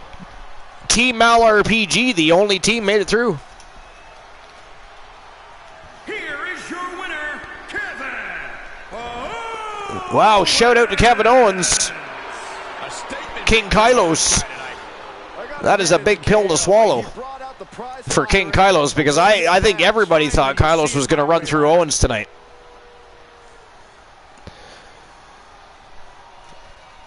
And congratulations to Kevin Owens. What a great quarterfinals, my God. We can open up the championship betting lines now as well. We'll get that done. Get that done in a few moments here. Well, what do you guys think?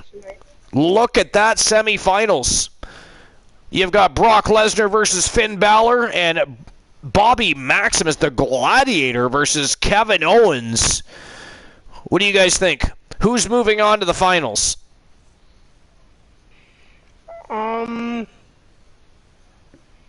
This is a tough one. It is a tough one. Okay, so here, I'll pick first. I'll make it easy for everybody. I'm going to pick Brock Lesnar over Finn Balor, and I'm going to pick Bobby Maximus over Kevin Owens. I think it's going to be Lesnar versus Maximus. The winner, obviously, will fight Uptown B. He changed his name. He is now the All-American B. Henry, who is, of course, the reigning defending champion for the WCW World Heavyweight Championship. What do you guys think? I see Brock. I see Maximus. We got a variety of different things going on in there. You know what? Seeing how everybody's in a predicting mood, let's get the betting lines open right now. Let's do it. Just give me a moment.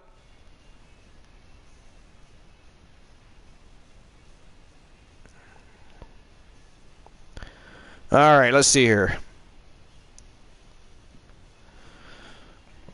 So it's going to be a smoking hot semifinals. That is for damn sure.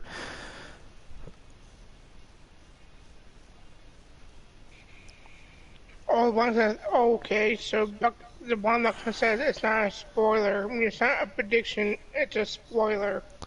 Lesnar or Balor?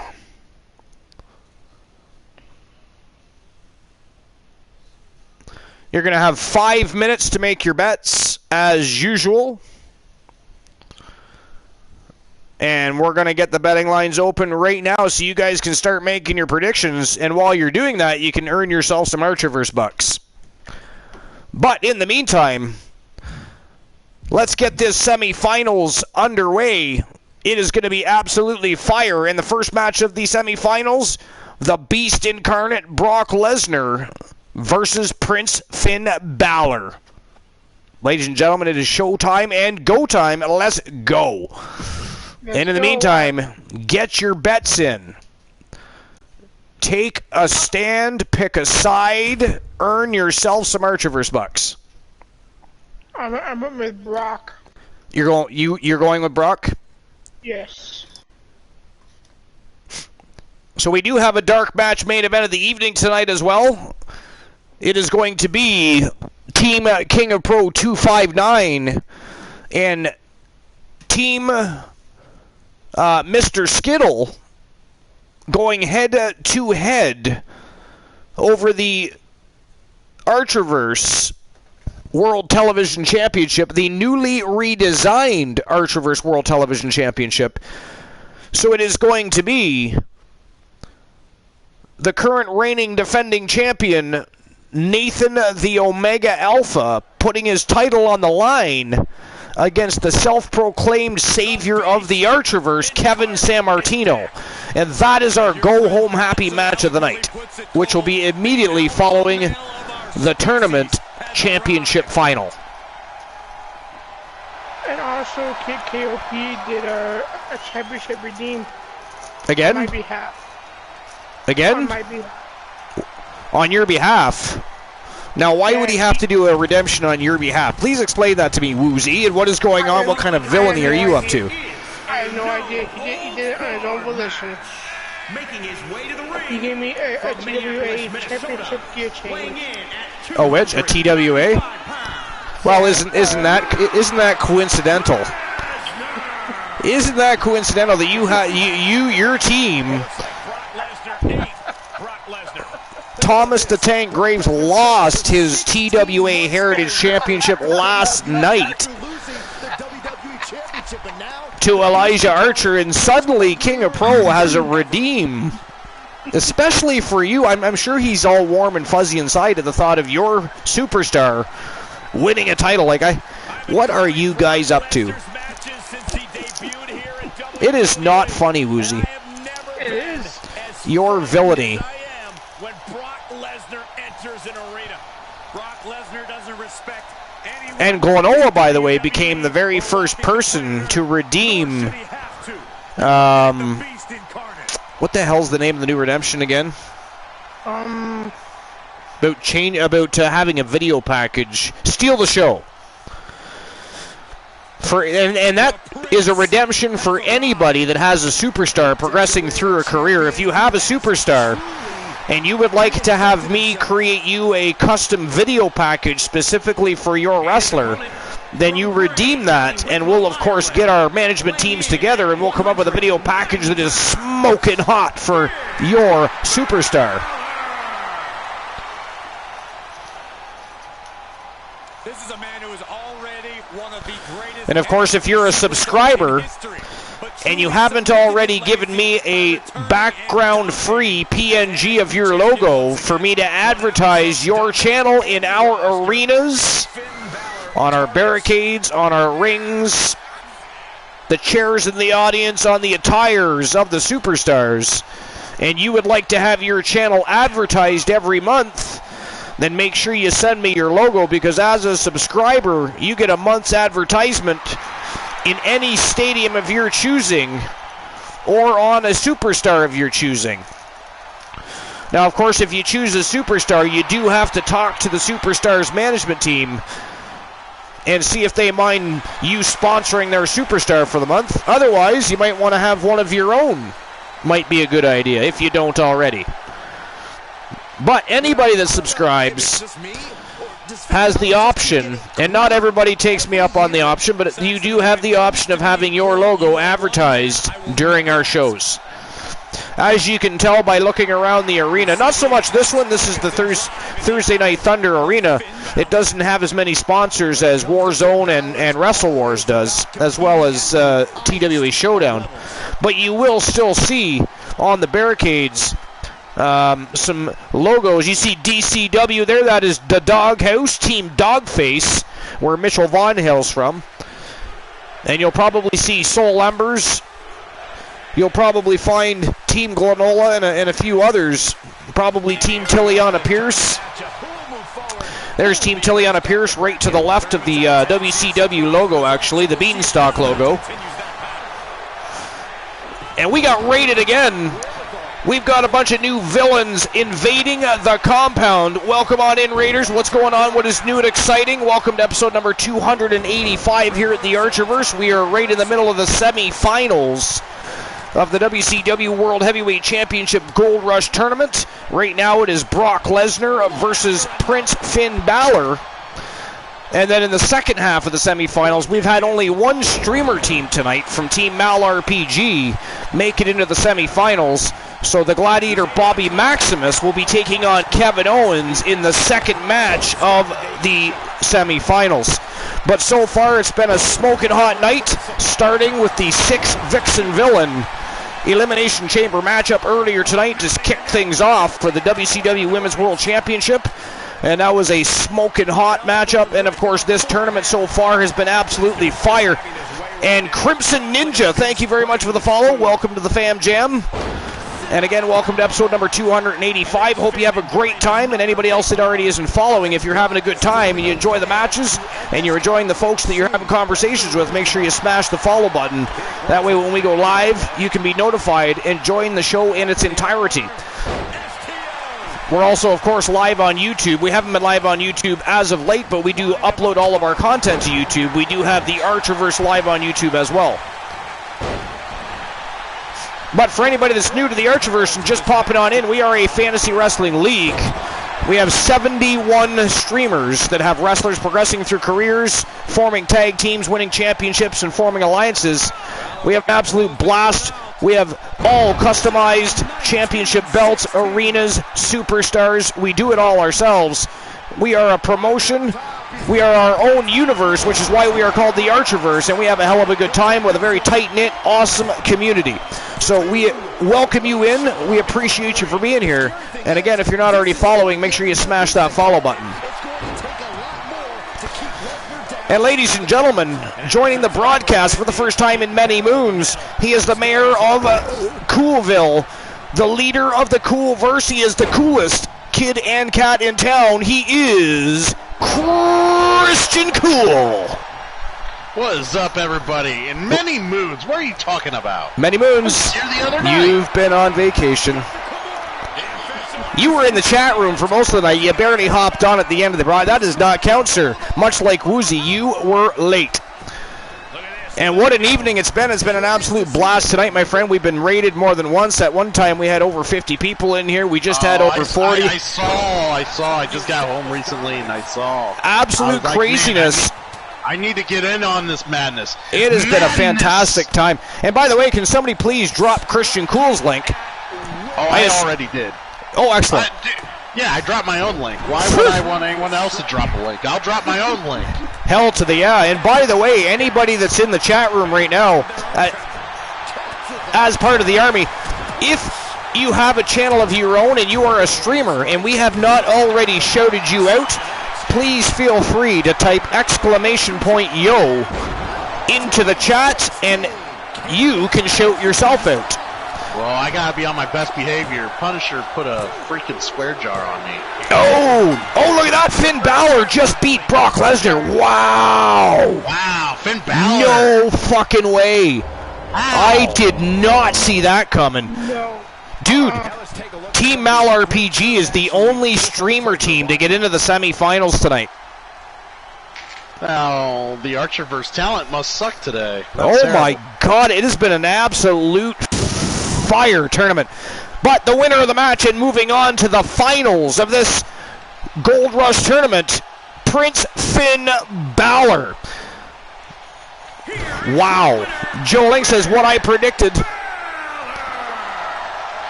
Battered, bloodied, and bruised. I do see people saying hi and what's up, cool. How y'all doing? How's the chat? Glad to have you here. Christian Cool is feeling sexy tonight. Exactly, very sexy, just like this arena. You Fuck, don't even have to ask. The arena looks great. Because why? See? It's a WCW ring. And that is why that is why I knew I had to make changes to the TWA Showdown arena again. The lack of appreciation for the buildings we build is absolutely ghastly.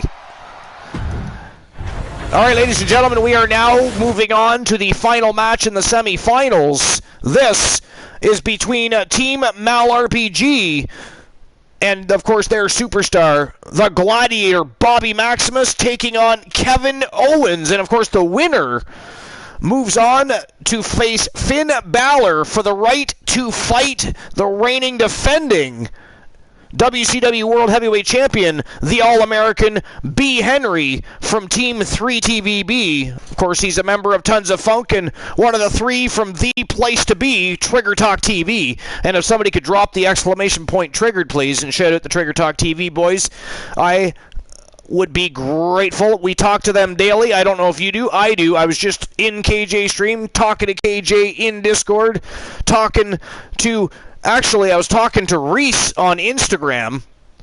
I don't utilize Instagram or anything very much, but since they add me and I see them on there, I do say hello from time to time. So they are definitely always and have been longtime supporters of the Archerverse, continue to support us.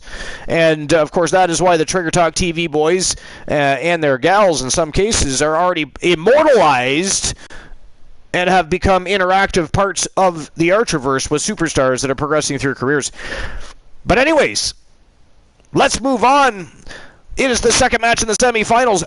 Bobby, the Gladiator Maximus, and Kevin Owens. But first, I gotta issue the payout, do I not, for that last match? You do? I do. See, I didn't forget, Woozy. Are you proud of me? No.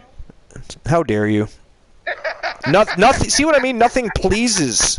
No, there's no pleasing you. All right, Finn Balor was the winner. The payout has been issued, and we're going to get the next championship betting line open right now. Woozy, you would agree with me. I can't stand it when people simply do their job and they expect to be rewarded. It's your job. What does that mean? You can go to work and not get paid? Nice. Can you come work for me?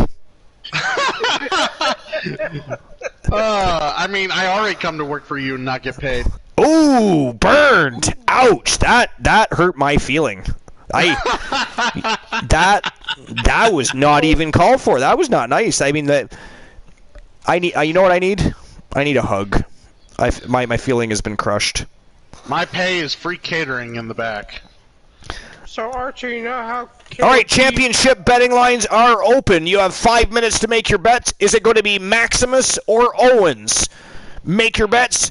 Take a stand, choose a side, but either way, it is showtime and go time for the final matchup in the semifinals between Bobby the Gladiator. Yes, he is the Gladiator. He is from Florida. He is a football team. The Gladiator, Bobby Maximus versus Kevin Owens. Let's fucking go. Oh my good God. Take my rematch tonight, Archer. Yeah, I can tell you and friggin' King of Pro are conspiring to steal the title from Archer again after he just won it back, you bunch of heathens. We're conspiring for nothing. No respect for Archer, who fought.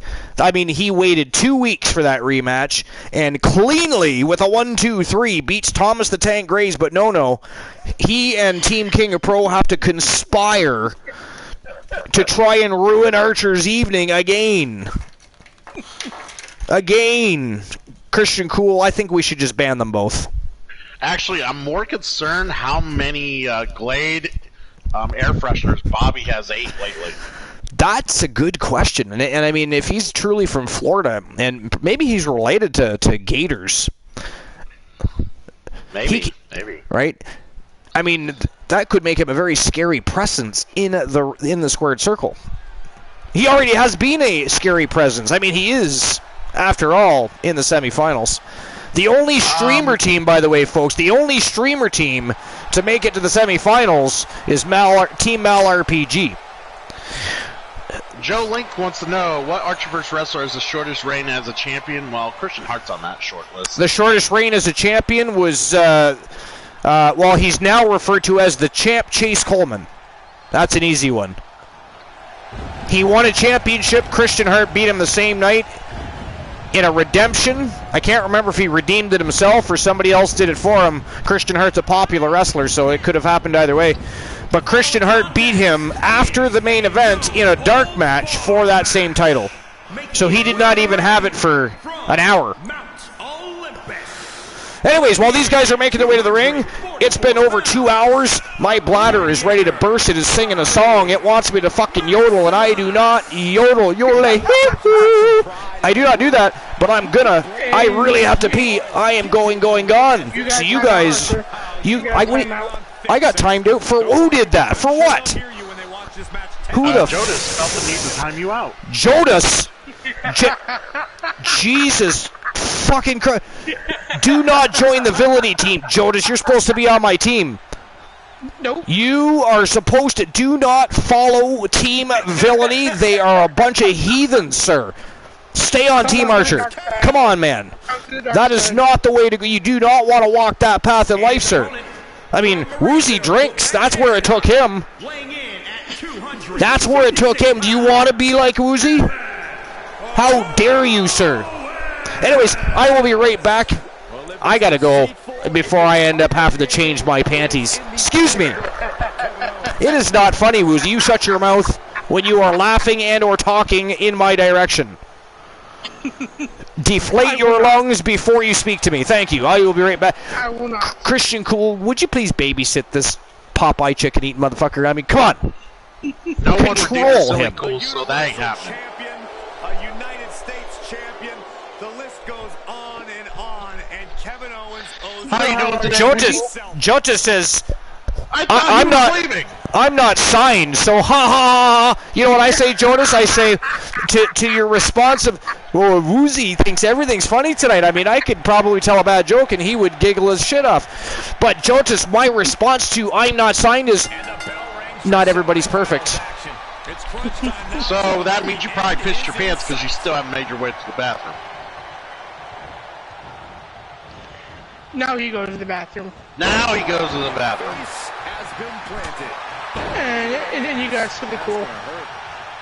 He's heading up top, thinking big. Look out.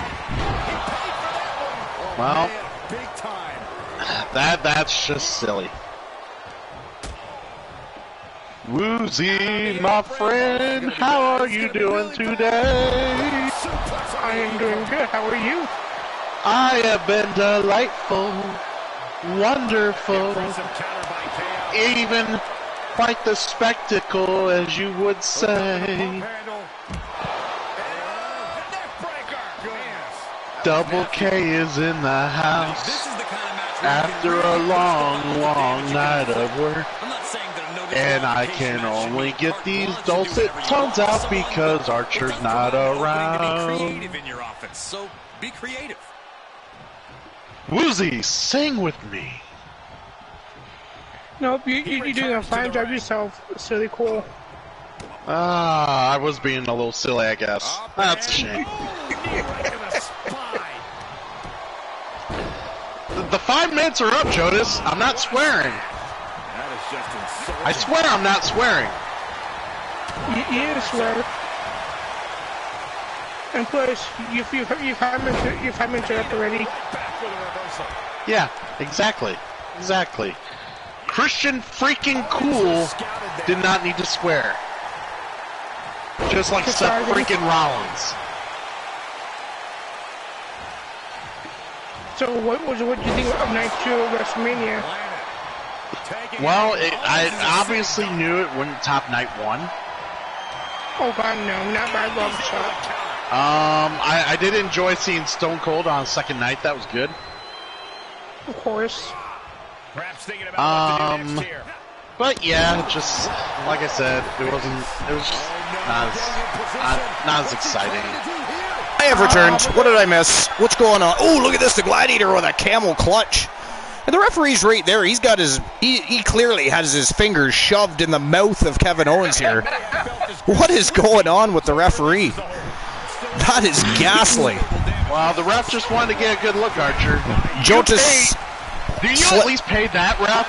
I know you're kind of skipping when you pay refs. This is a WCW arena. I do not pay this referee, unfortunately. Vinny K does. Vinny K is an asshole. He is.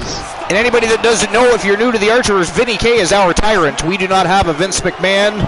We have Vinny K. Vinny with a Y and K-A-Y is his last name. He is a billionaire black man. Has much more power than Vince McMahon, who is not existent in our world. But he is a tyrant and a fiend. Oh, Owens with a big missile drop kick right to the chest of the Gladiator. Sorry if I'm being quiet. I'm just deciding which awesome wrestling fact to give. Glenola redeemed the Tree of Knowledge. Yes, a Tree of Knowledge. Yes. So a story from Christian Cool, either truth or a lie. And what we did earlier is Glenola told a story, and then we all had to decide if we thought it was the truth or a lie.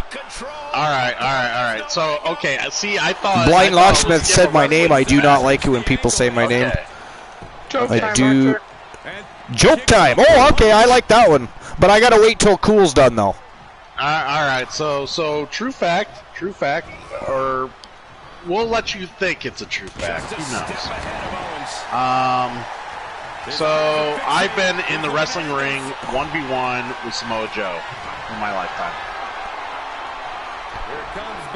Wow, Gladiator. Keep in mind, I was training to be a pro wrestler. Ooh! Bomb by the Gladiator. Owens is down. So yeah, for those of you who are not that familiar with the Archerverse, yes, I was trying to train to be a pro wrestler during my college days. Yes, I did attend a lot of Ring of Honor shows and performed at certain indies. So...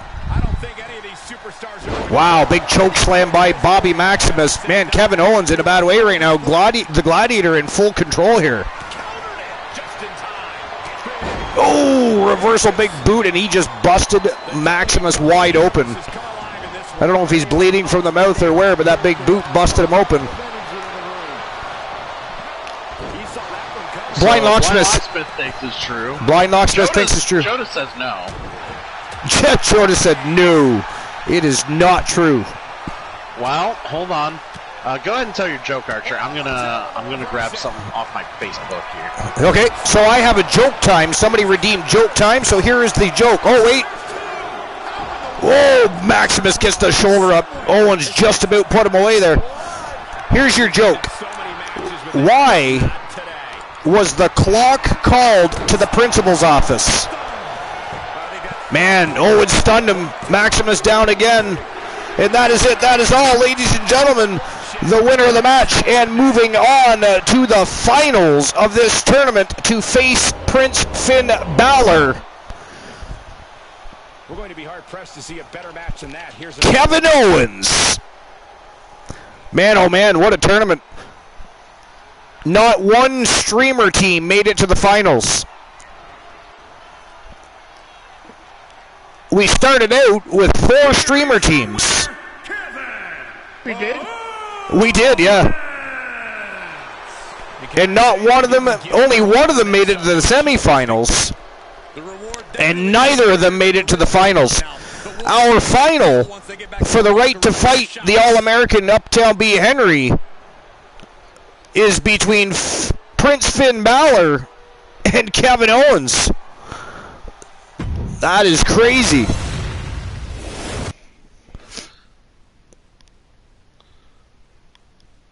All right, so there, yeah, we started off with Team Soul Embers, Team Kraken Skulls, Team Mal RPG, and Team King Kylos.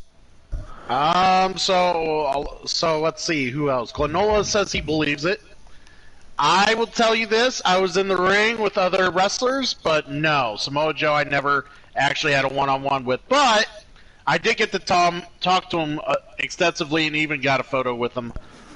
Which I posted on the Discord. That is very cool. So I posted that, me and Samoa Joe. That is very, very cool. You posted it on Discord? Yep. Nice. All right, so Punisher guessed that the answer to the joke was it wasn't on time. No, the answer to why was the clock called to the principal's office was because it was talking too much.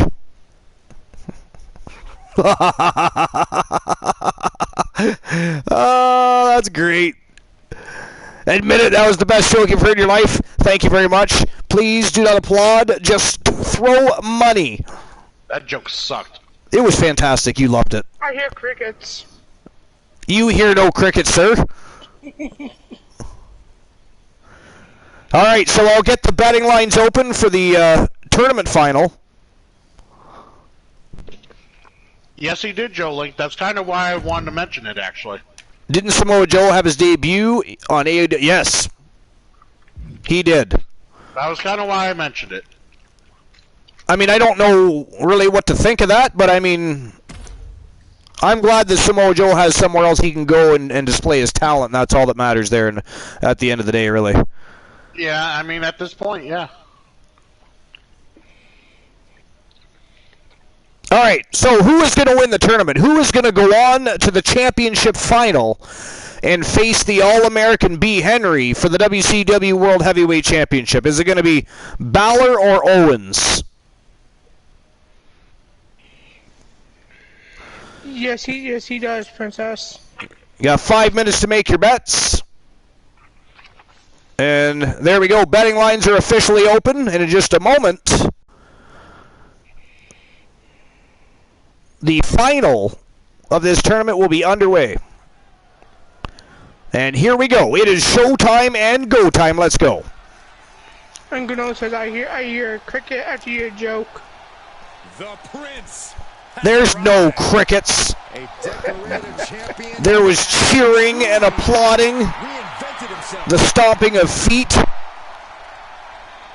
Oh, so you must have another stream up while we're watching the Archers. I do. It's a secondary stream. Making his way to the ring from Bray, County Wicklow, Ireland. Weighing in at 190 pounds. Prince Finn Balor making his way to the ring.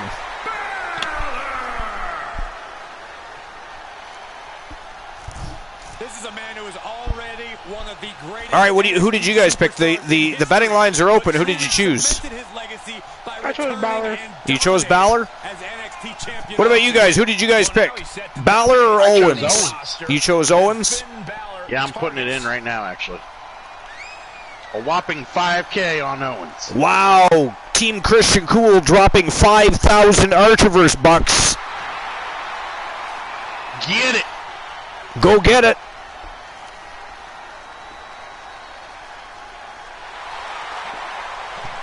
I mean, if you drop 10 Archiverse bucks and you are correct, you could be in for quite the payday. Joe Link says, I chose Owens also. You know, I don't know if it's just me, or does Finn Balor just keep getting cooler every year? Why did he hit redeem betting lines? Oh, I'll refund you that. I'll get that refund. Do I raid channels anymore? I do raid channels. As a matter of fact, we have a redemption for Guide the Raid even. When it comes to Finn Balor, it's always about competing at the highest of levels. We love raiding channels. We like to take the electricity and vibes from the evening that we've had and spread that on to another community. It is what we do.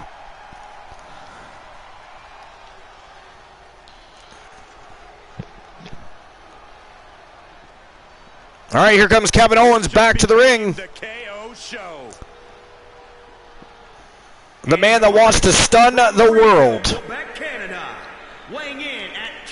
Speaking of stuns, what do you guys think of the stuns Austin Theory last night when at WrestleMania? I haven't watched Raw yet. So we haven't watched Raw. I ended up finishing WrestleMania last night, Archer. Yeah, that's all right. Which, I mean, do you know what happened or no? I do. Okay, then yeah. So I was happy to see, like I said, I was happy to see the Stone Cold thing again. I thought the Vince McMahon charade went a little long. Yeah. But it was nice to see Stone Cold come out and, you know, if you didn't buy tickets for both nights, at least, you know, you got Stone Cold both nights. That was kind of cool. The Blind Locksmith says, missed you guys and NXT last night. That is shameful, sir. Me and Archer still have to watch Stand and Deliver unless you saw the results of that too. I didn't, but Raw is apparently a good. Yeah, we're gonna watch Raw tonight. Yes, on Discord. Raw tonight. If anybody wants to join us on Discord after the show and watch wrestling with us, feel free to do so. If somebody wants to drop the Discord link. Hey, I can't blame Blind Locksmith. Pathfinder first. It happens. I don't doubt. I can't blame you, sir. Damn, Kevin Owens with a moonsault on Finn Balor. Nice sling blade. I expect this to be a very fast-paced, high-octane matchup between these two. That is one expectation I do have between these two going at it right now. Ooh, big diving knee drop from the top turnbuckle, and Balor with some ground and pound on Kevin Owens here.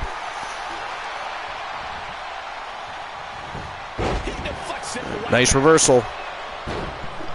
Balor's really impressing me here tonight, Archer. Why is he not part of the Archerverse? Actually, nobody has been assigned to any roster as of yet. Oh yeah, I guess that's fair because we don't have a universe mode. As of yet. 2K. Thank you very much, 2K. Yes, we are appreciative. It's almost standard at this point that we need to have exemplary. I can't even say the word, but a salute to 2K for the fine, awesome game that they've given us. I don't like the look in his eye here, folks. Too sweet. Woo, woo, too sweet. I'm just looking at catching up on the chat real quick here. Coming from Owens. Shut right out of the ring. Out of the ring. What's his plan here? Stop right there, gut. Princess Devil Wolf Gaming asked if we still rated channels, and I did answer, but no response since. I was just making sure I didn't miss anything. You really haven't missed much. You haven't. Blind Locksmith's still trying to find his way around the chat. Ooh, elbow to the face of Finn Balor. Kevin Owens really looking good here tonight. He's bleeding all over the place, though. Oh, he is. Most definitely. I mean, these guys have had a fantastic tournament. The blood be running, and the blood's got to go somewhere. And at this point, right down the front of his face.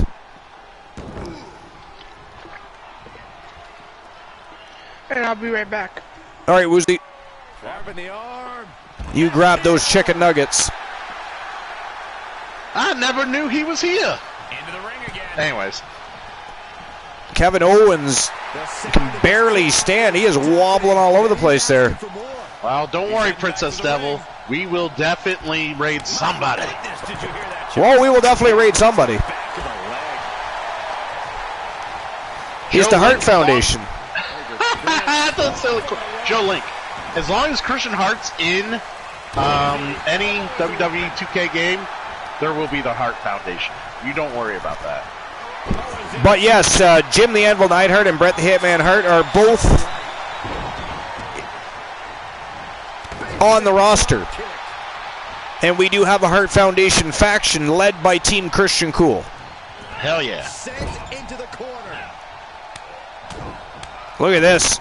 Some vicious strikes, a barrage. Fists and knife edge chops. And I see red. Wow. These guys are... Oh, he stunned him. Out of nowhere, Kevin Owens just pops a stunner off. But Balor gets the shoulder up. 2 count only. You know, I would say I've never taken a stunner in my life, Archer. But I think anybody and their mom could have taken a stunner better than what McMahon did fucking night 2. It was bad. Well, it's been a while. It's been a while since he's taken a stunner, I would think. Yeah. I don't know, man. I Damn. thought falling on your back would be easy, and he just, it did not. No, it was bad.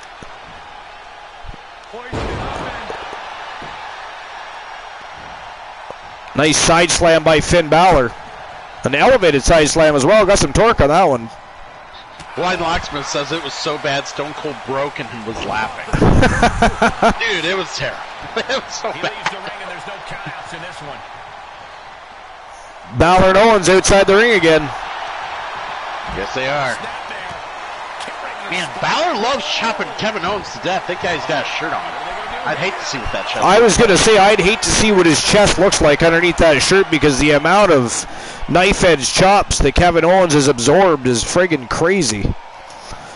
Oh, nice cloverleaf. Vince probably ripped both his quads again. I remember that. Oh, he missed the elbow. Kevin Owens rolled out of the way just in time. Ooh, threw him right into the steps.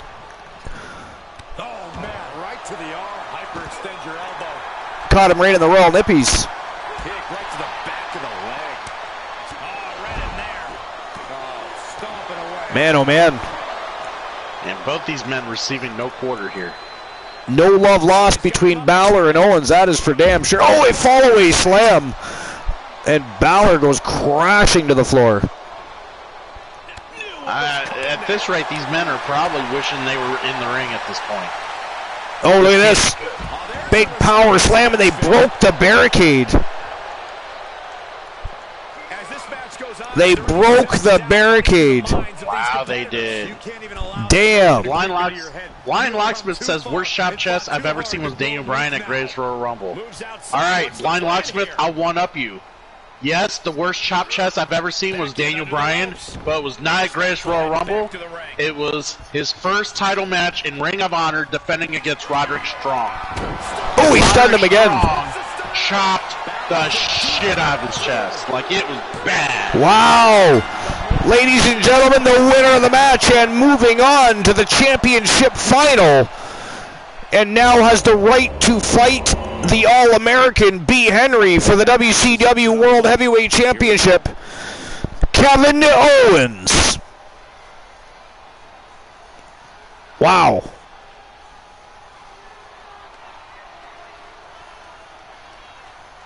All right, anybody that voted for Owens, you're probably happy that you're not draining your wallets right about now. All right, we'll get the betting lines reopened for the final match of the tournament, the championship final. And Owens is going to have to go back and get himself washed up a little bit. He's bleeding all over the place there. Let's see if he even comes back out for the tournament. Maybe the referee will call it a no contest. Let's hope not. Joe Link says Owens wins. I don't know, man. Uptown B. Henry, now known as the All-American B. Henry, leader of Tons of Funk. Man, he is a beast. He is a whole different ball game. If you're not familiar with him, he has beat the best of the best and the who's the who on the roster. Not just for the Archiverse, but for WCW. It's absolutely insane what the man has accomplished. But Kevin Owens, formidable opponent, multiple-time champion. I mean, this is going to be a slobber knocker either way you look at it. But that is the final of the championship tournament. Kevin Owens, the All-American B. Henry from Team 3 TVB. Let's get the matchup underway. It is showtime and go time. Let's go. And I'll open the championship betting lines right now. Is it going to be Owens or Henry? Oh, Henry. Oh, Henry. 5 minutes to make your bets, as always. And there we go. Get your bets in. Who's it going to be? Who is taking home the WCW World Heavyweight Championship? Kevin Owens? Or is the reigning defending champion going to retain and go home to Tons of Funk and party the night away? We're about to find out. What do you think, Joe Link? Who did you pick? The following contest is a no-holds-barred match and is for the WCW World Heavyweight Championship. Let's go.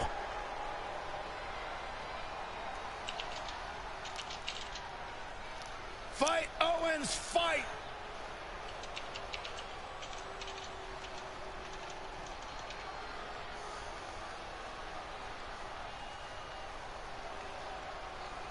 The Montreal Brawler. Joe Lake says, I went with Kevin Owens. Seems to be on a streak. The Ornery Knight, who are you picking, my friend? Who do you think's winning this? The man from Montreal? Or the man from Boston, Mass? The All-American B. Henry?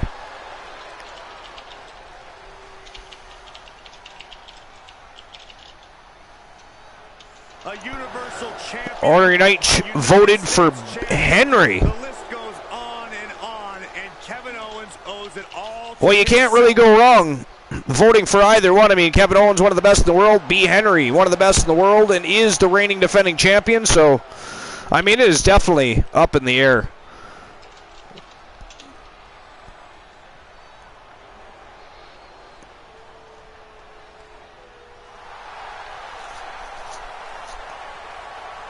Yeah, it is definitely a hard choice.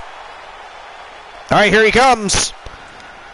He is one of the three from the place to be, Trigger Talk TV, leader of Tons of Funk, from Team 3 TVB, former multiple-time world champion and the reigning defending undisputed WCW World Heavyweight Champion. He is the All-American Uptown B. Henry.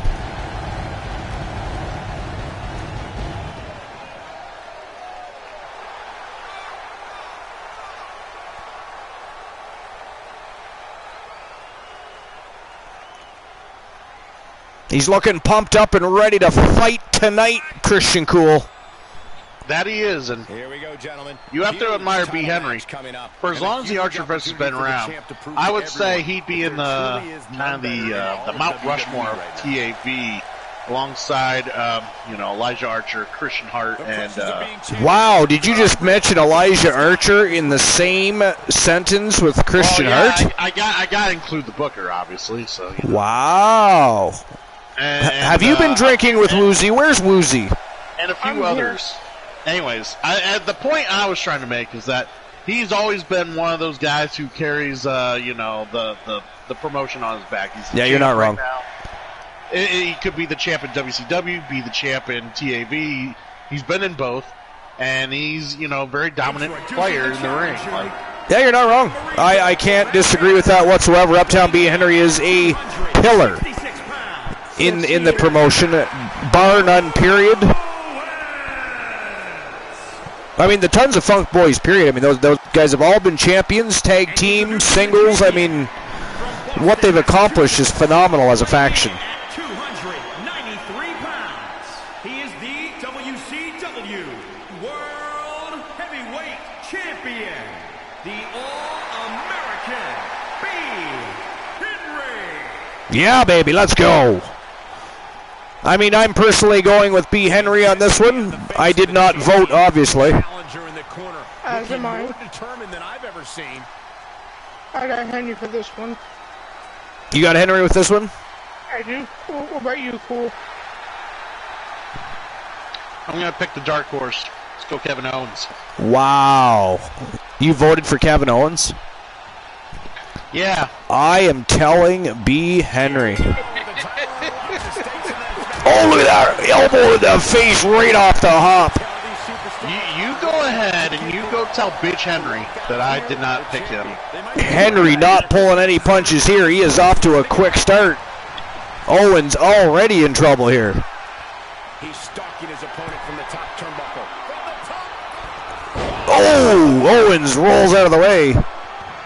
But Henry catches a big liver shot. Now, look at the series of right hands by the monster B. Henry. He is a beast. Look at the power. Owens fighting back, though. There's a lot of fight in that dog. Do not count out Owens. He has made it this far. That'll ruin your leg. Ooh, knee right in the belly. Right into the belly, Woozy. Right in the belly. Nice side slam. Look at this Henry going upstairs again. He's going to fly. Owens is in trouble here. He's begging him to get up so he can put him back. Owens is in trouble here. Oh, he missed the lariat. Look at this. Owens with a reversal. Big scoop slam. That was a big high-angled slam, too. But Henry right back to his feet and catches Owens. Owens, I think, was going to go and climb the turnbuckle. Oh, look at this show of strength. A squatting, standing vertical by the All-American. And here we go. But again, caught by Owens. Owens slams into the turnbuckle, and Henry lost balance, forced to fall forward. But Henry, oh, look at this. Wow, over the head, belly-to-belly suplex by Uptown B. Henry. Big show of strength there. Owens is a big dude. And he launched him over his head. Ooh, big, monstrous body splash off the ropes by Henry, and he's not done. Look at this. There it is. Downtown by Uptown. Oh, Owens kicked out. Woozy, he kicked out of the downtown by Uptown. You know what? That's, maybe you should put a little more work in Owens, Can't just take everything for granted. Team Christian Cool, clearly not a fan tonight of Uptown P. Henry. No, he is not. Full of critique. No, I'm just not a fan of pretentious bitches. They could spend 5 minutes in the ring and move on with their lives. Pretentious bitches. I mean, Owens misses the moonsault, and Henry quickly picking up the piece. Look at this, he's going to do it again. Here we go. No, he power slammed him instead. I thought he was going for the downtown again. See, that's what you get for thinking. This isn't gonna be. You shut your mouth, Woozy. Nobody's talking to you, sir. You speak when you're spoken to. That is correct. He was about to say it was cool, and then he I changed it up a little. I did, I changed it up. Wow. Henry somehow survives that backdrop on the edge of the ring and is right back on the attack outside the ring here. That is crazy. Nice reversal by Owens and a DDT It yes. has to be said, but you know that's the hardest part of the ring. Right? That is the hardest part of the ring. Let's not forget that. Yes. Henry snakes out and attacks the back of the legs. Owens down on the floor. Oh, slams him right into the steps. And what he's looking for here looks like a potential submission maneuver coming. There's that single leg camel clutch. Wow, Owens tapped out. Owens tapped out, but guess what? It is not false count anywhere. They've got to make their way back to the squared circle. This one is not over, folks. For those of you that don't understand how no holds barred works, anything goes, but the final fall has to be displayed in the squared circle. Oh, he busted Henry open. Big knee to the face, but look at that. Henry pissed off and explodes with a lariat. Look at that blood coming out of Henry's eye. Look at that, cool. I'm looking, I'm seeing. He is bleeding all over the place right now. Bleeding like a stuck pig. Took the words right out of my mouth, Archer. And many more. Wow, the strength still that Henry possesses after this matchup. Nice military press slam. And Owens is wobbling all over the place. To the outside. He's got them crazy legs. Crazy legs. Crazy legs. Man, oh man. These guys are just slugging it out here now. Owens slams him into the barricade. Here we go. Oh, nice reversal. Wow, he went for a suplex. And Henry comes crashing down on the chest of Owens.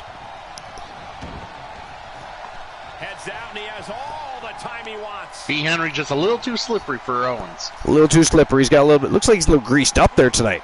Being carried around with A little greased up. Probably borrowed some of that baby oil that Elijah Archer always carries.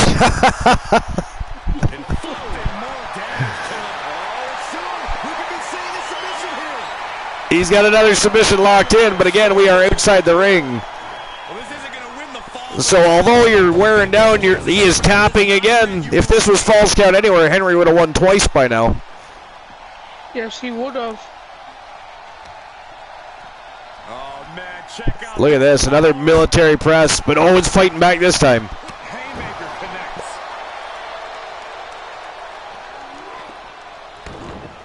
And Owens tosses Henry down to the floor. Turn into the ring. Look at that, he is right back to his feet and on the prowl. Okay, he's re-entering the ring. There we go, back into the squared circle we go. Let's see if we can get a finish to this matchup. Oh, downtown by uptown, just like that. And that is it, that is all.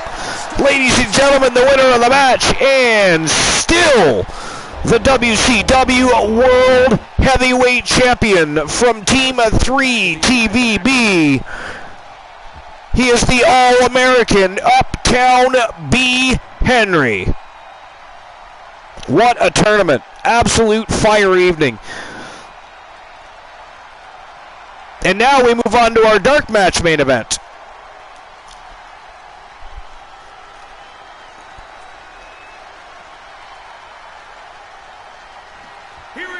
We did have one. Yes, I was just going to say we did have one dark match main event, but then King of Pro and Woozy were conspiring. So unfortunately, we have now 2 championship matches to go.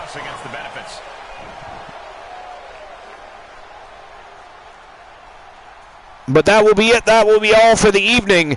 We are going to see a rematch between Thomas the Tank Graves and the one Elijah Archer for the TWA Heritage Championship. And we have a matchup between the self-proclaimed savior of the Archerverse, Kevin Sammartino from Team King of Pro 259. And Nathan the Omega Alpha. And it is for the Archerverse World Television Championship. All right, Joe Link, work away. Lurking and working. That, sir, is twerking. All right, we'll take a snapshot of the tournament final for Uptown B. Henry so we can send that off to him. And the Trigger Talk TV boys, they'll be happy to know what went down at the tournament. Just give me a moment while I take that snapshot.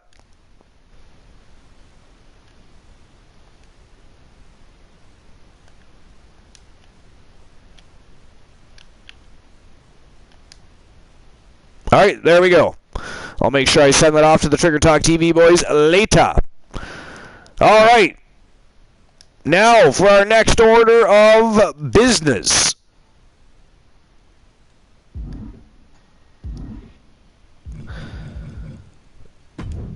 We're going to start with the rematch between the one Elijah Archer and Thomas the Tank Graves.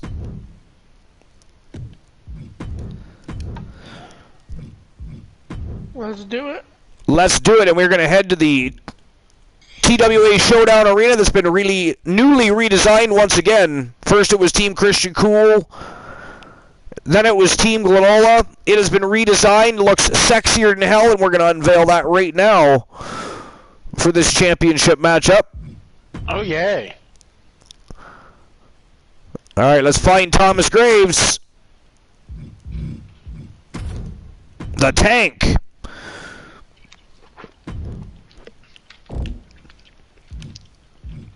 Taking on the one Elijah Archer, who is being forced, by the way, again into competition to defend his title here tonight. This is getting ridiculous, absolutely ghastly.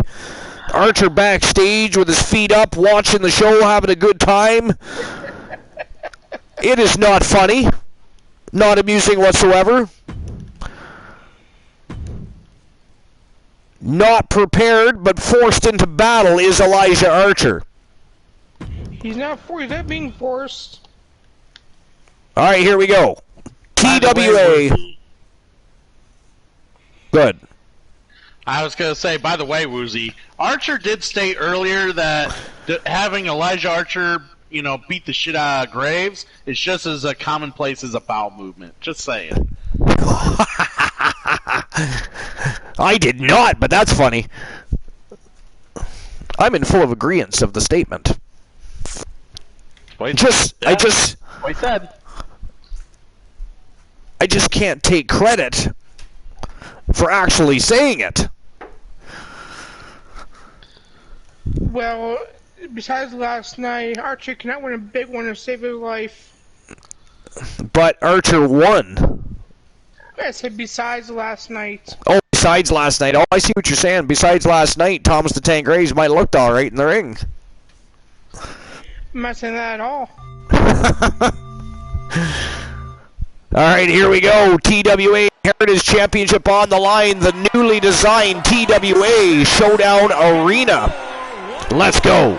And is for the Non-Stop Wrestling Alliance Heritage Championship.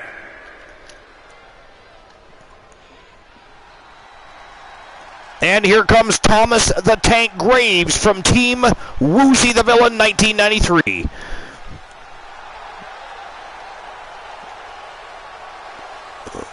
One half of the newest tag team on the block, by the way, and boy, were they impressive. Yes, we were. Holy jumpins'. His tag team partner will be in action next, defending his championship. Nathan the Omega Alpha. How can I forget? I've been looking forward to this so I don't know if anyone told you this, buddy, but you have two redemptions that are literally the same fucking thing. Which ones? Cut the Cords and co-host voice band time. They're both the exact same thing. I think they're different amounts of times. No, they're not. They're both 5 minutes. Oh, nice. I'll have to change that. They're not supposed to be the same.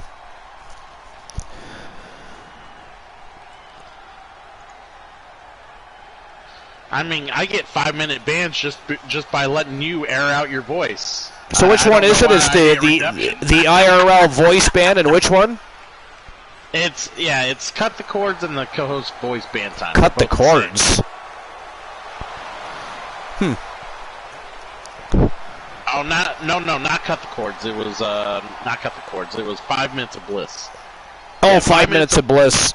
5 Minutes of Bliss and the other one are the same. The IRL voice band, yeah. I'll have to change that. There's supposed to be different time amounts. The one Elijah Archer making his way to the ring with his TWA Heritage Championship around his waist. Again, ladies and gentlemen, do remember he is being forced into action here tonight. Not being forced. He was not ready. He was not scheduled to partake in tonight's event. He was not ready for battle, and he is being forced by Team King of Pro 259 and the conspiring with Team Woozy the Villa 1993.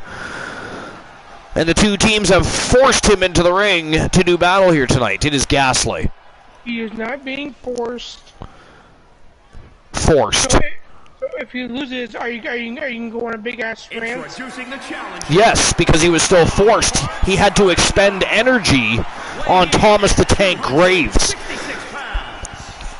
Is that where you are in the rant when Cole puts you in the... Does anybody want betting lines open for this, by the way? You can redeem it still. They will not be opened otherwise, but... Yes, redeemed, but I need to pay off first. Oh, you already redeemed it?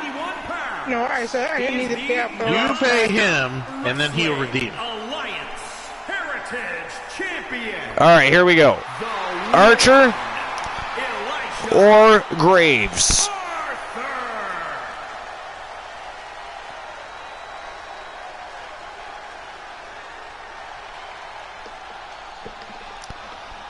Opening up the betting lines right now. And there you go. 5 minutes to make your bets. Who's it going to be? The one Elijah Archer retaining the TWA Heritage Championship, or Thomas the Tank Graves becoming a two-time champion? Two-time champ. The champion came out here, somewhat gloating their belt around. Here we go. We are going to find out.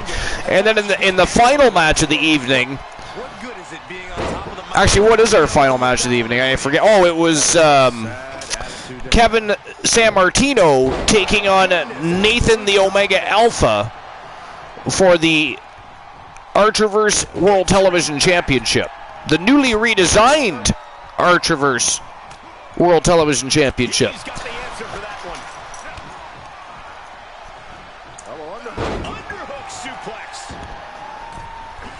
Springboard misses the target. By the way, did you have a look at the new championship, Woozy? I believe I sent you a photo of. I did see it. It was badass. What did you think of the little golden TV with the golden wrestling figures in the middle of the plate? Awesome. Wasn't that a cool touch? That was. I've seen better title designs in TNA and Ghastly. That is just wrong in every sense of the word.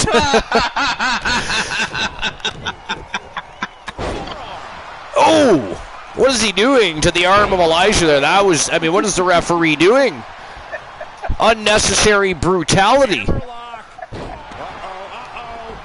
You do it too. No, I didn't see anything.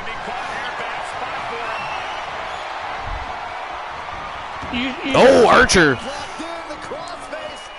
He's got a crossface locked in tight here.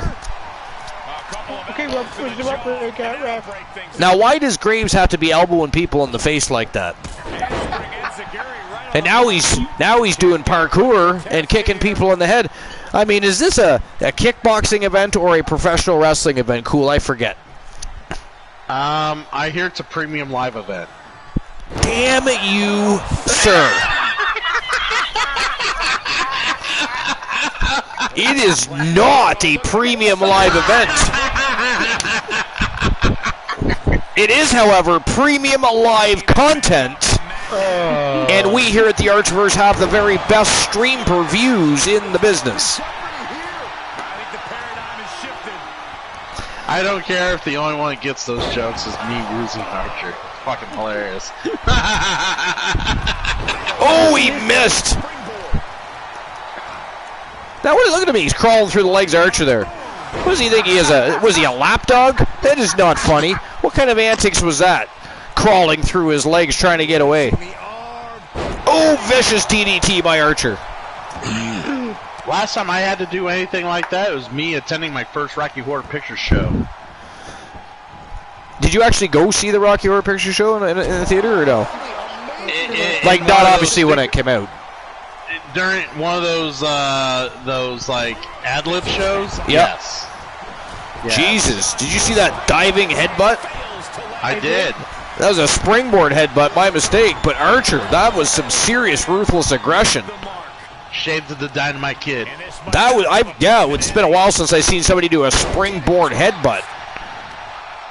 Brutal stomp to the body and just getting started. Wow. Look at this brutality.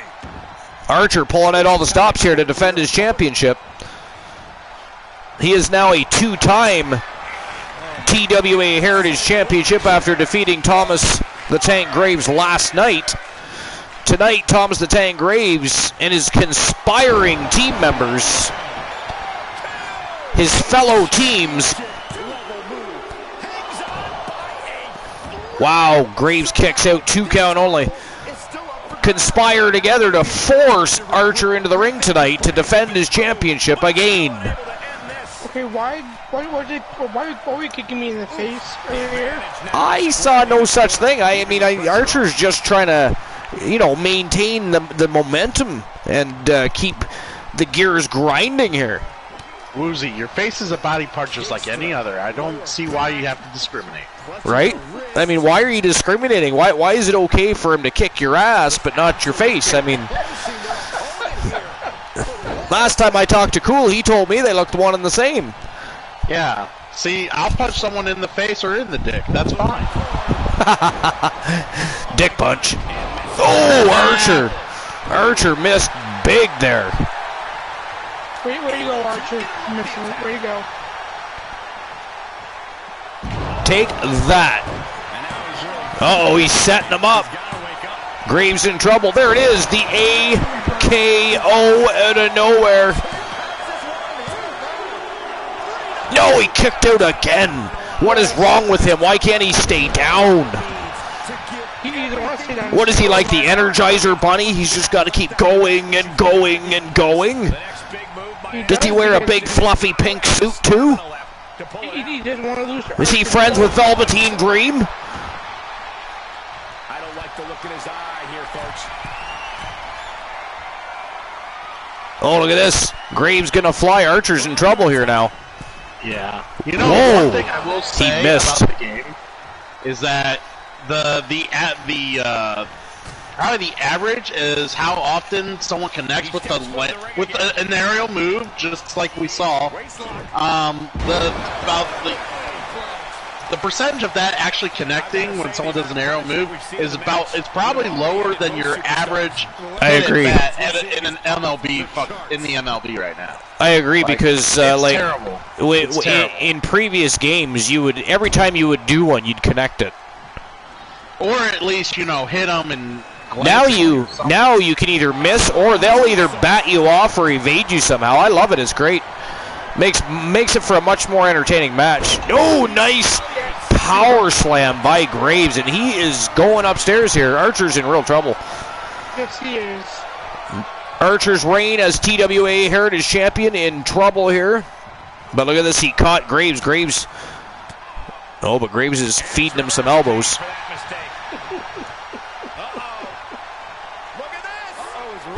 Wow, fall away slam. You guys are so cute. Oh, what was that? Was that legal? Where's the referee? Why is he counting? What was that? Yes, he kicked out. That's what you get for trying to cheat. What the hell was that monstrosity? Cool. I think we just saw an illegal move, sir. That was not illegal. It was perfectly legal. That was called a DDT4. Oh, that was vicious. Somerset flip into a power bomb. And Graves set to take to the sky. Yeah! Archer gets his knees up. Take that, Thomas Graves.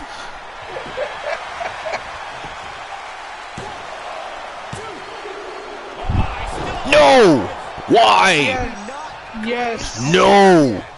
What is he? What is he? A zombie? Why does he keep getting up? Because he's not going to lose to you again. It sucks the ref couldn't be a zombie. Right? Oh, Archer unloading with a barrage of vicious right and left hands. Oh, look at that. Graves snaking out of it again. Snaking out. He is a snake. He's been cheating this whole matchup if everybody's been watching. He's not. Cheating. He's been cheating. How? Please tell me how. He's been performing illegal moves. All the way to the top. Oh, look at that. Now, are we supposed to be bouncing off of ropes? I mean, where's the ref's count here? Shouldn't he be counting when he's up on the turnbuckle? Nope. Oh, Archer kicks out again. 2 count only, you bunch of cheating fiends. No, there he goes again. Where's the... There you go, that's what you get. That's what you get for thinking you're a little wee birdie and flying around the ring. Archer caught you. He caught you. Ooh, there's that springboard headbutt again. I agree with Cool. That is shades of the Dynamite Kid. Oh, there it is. AKO. This one's probably over. Springboard. What's he kicking out for? What was he kicking out for? He really wants that Heritage title. So you're telling me there's a rope break and a no-holds-barred match? Is this a no-holds-barred? No, shut up. That's besides the point. That is besides the point. Shut up. That's not nice. Don't ruin my story, sir. How dare you? It was false pretenses. And again, oh, Graves gets the knees up that time. Archer showboating, tried to deliver the 2-time one body splash, but that did not work. Damn. Graves with some ruthless aggression. Archer making him pay for it, though. Oh, here we go. Most electrifying move in all of sports entertainment history. Got caught by the knees again.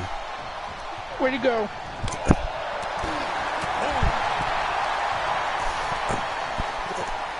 Graves poking the bear and awoke him. Oh, big springboard leg drop right across the throat. Look at this, Archer's gonna fly. Again, or try. He's gonna try to fly. He's gonna fail.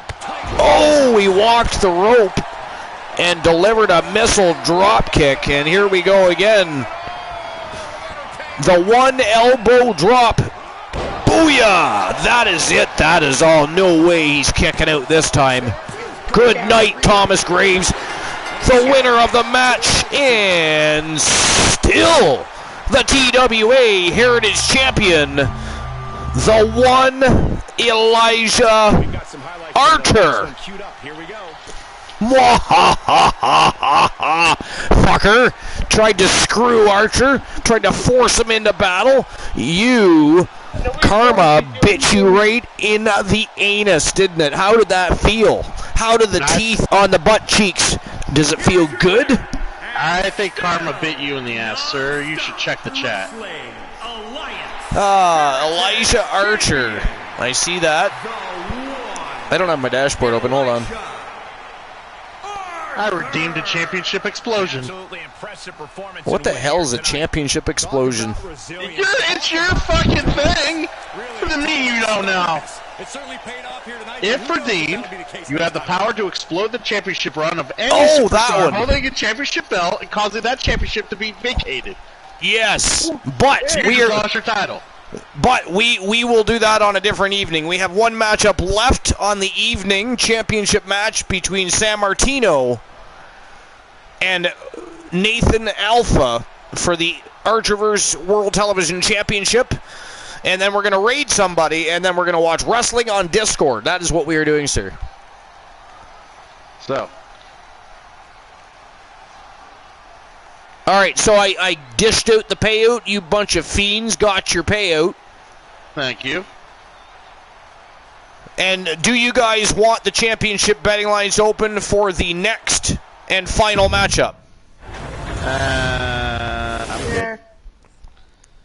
It's San Martino. He sucks. Oh, that's funny. All right. King of Pro, you out there?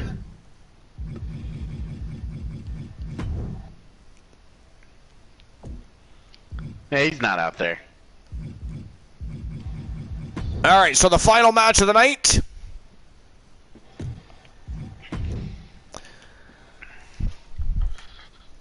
Is going to be Kevin Sammartino, the self-proclaimed savior of the Archerverse,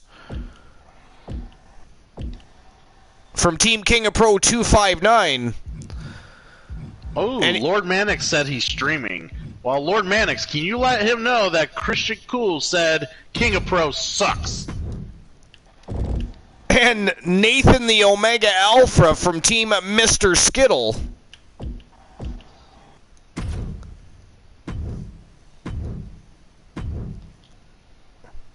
And it is for the Archerverse World Television Championship. It's an inside joke, Lord Mannix. He'll get it. Lord Mannix says, so rude. It's a joke. It's an inside joke. He'll chuckle. Dark match main event of the evening, and it is a fire night. It has been a fire evening, period. What a great night we've had tonight. Great people, great conversations, great match. I mean, the matchups have been stellar. Absolute fire. High-octane matches all night long. Fire! All right. Is it going to be Sammartino or Nathan Alpha?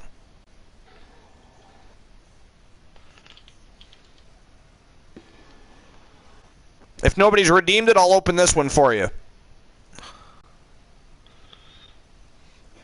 No one's redeemed it. 5 minutes to make your bets. And there you go. One on me. Nobody's got to redeem it. Betting lines are open. Who's it going to be? Sammartino or Alpha? Who is going to be the Archerverse World Television Champion at the end of the evening? The following contest is scheduled for one fall and is for the Alliance Wrestling World Television Championship. And here he comes.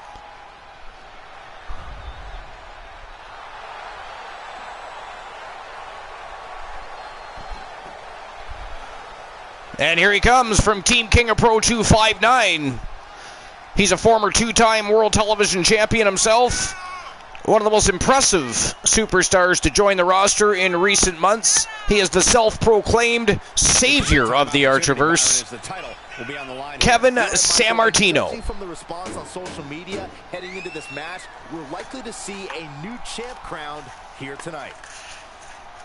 This is a man who makes the most of every opportunity, and this is his biggest opportunity ever.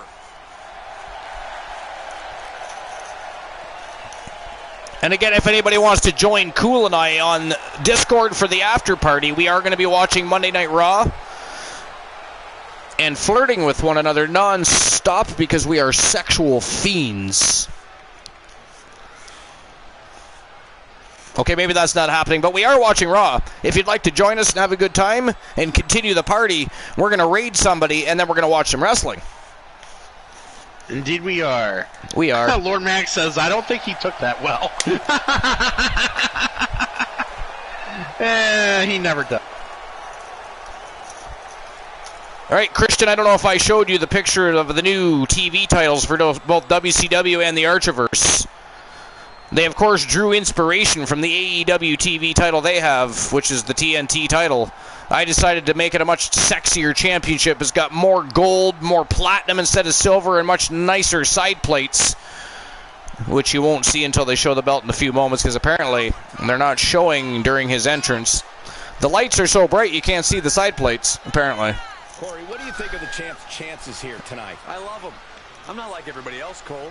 But you'll see if you look at the center plate, when you get a close-up shot of it, you'll see a golden television and two golden figures of wrestlers wrestling on that television right in the center of the plate. And we should be seeing the Archerverse Wrestling Alliance side plates, but again, the lights are so bright, they're glistening off of them, and we just can't see them. They're very stealthy.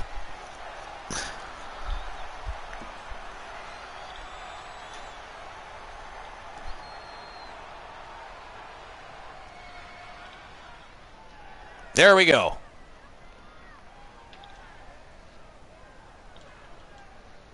The new AEW. Oh my good God, I should ban. You know what? I am forcing myself to have 5 minutes of show silence for violating my own mouth. You guys are in control for the next 5 minutes. Goodbye. Why am I in control? What the? Woozy? I think this is just him being lazy. He's like, I commentated enough matches tonight. I didn't get enough bannings. I need to take my own break. Exactly. I feel this is what this is. And he violated himself by calling this AEW. Oh, the man violates himself on a number of instances on a daily basis.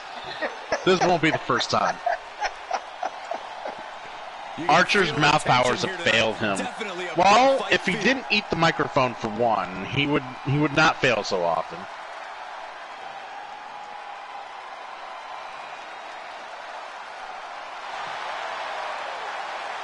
And Froggy Myth, good to see you. Welcome in, Froggy.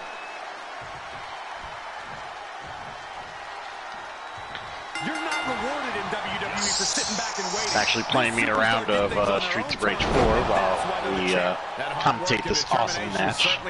Oh, nice. But the challenger has put in that same effort. It'll be a close contest. But Yeah, I yes. can't leave you two dum-dums by yourself. I can't ban myself that long. I was banned already once tonight. Oh, I made you think I was going to ban myself, though. Tricked you. Ha-ha. I figured you were just going to go piss again. No, that's a good idea, though. Oh my God. Saw that one coming, took advantage. Yeah, you would never ban yourself, Archer. Springboard. He reverses it. I mean, I've considered it. Slips out of the way. Yeah, but you didn't do it, though. Fair. Oh wow, this is Fair impressive. point, This is sir. Crazy strength. Oh! Kevin Sammartino so far doing all right here against Nathan Alpha. I did not expect that. Beautiful drop kick. I mean, we all like to poke fun at Sammartino, especially considering he considers himself the savior of the Archerverse while formerly on Vinny K's roster over in WCW for the Archerverse 2.0. We're still not sure what's wrong with his head, but What's right with it, though? but Nathan Alpha's been so damn impressive. Quickly rose to stardom and as a champion like no other we've seen so far. And Sammartino holding his own very, very well. Got to find a way to get out of this. Sammartino, though himself a former two-time world television champion, though, so I guess we can't really sell him short, right? No, we cannot. Who is the Lucha Lakers fan? Lord Maddox with jokes. Up across the shoulders. Here it comes. Oh, damn. Back in the ring now. Double axe handle. He's bouncing all over the place like the Easter Bunny. He is prepared for the Easter hunt. Nice DDT by Sammartino. That's what he gets for bouncing around like the Easter Bunny. All measured up. Drop kick to the spine. Jarring impact. I mean, I take nothing away from his capabilities and his abilities and what he's accomplished, but he needs to be doing better against the likes of a Kevin Sammartino, and so far Sammartino is all over the AEW. Jesus fucking Christ, I almost did it again. That's it. I'm timing myself out for real this time. Damn me. Let me do that. Archer really loves AEW, guys. Somebody ban Archer, please. Okay. Somebody please ban Archer. He's already violated the show on 2 occasions. I think enough is enough. Thank you, Woozy. I appreciate that. I feel much better about myself now. I'm glad that my fellow broadcaster was the first to think of doing that. Oh. I'm not going to, I mean, you notice Christian didn't do it, and he has the capability. But no, Woozy's got to jump right in there. Let's try to ban Archer. I'm telling Bromer, you're trying to be Bromer. I don't know if that's what you really want. I don't think that's what he wants either. Bromer is a savage. You do not want to anger the mod with the most. Oh! Man, Alpha ate those steps. He ate those steps. So this happens to be the TAV, the Archerverse. Are you sure? World Television Championship title match, by the way. I'm sure this time. I am positive this time.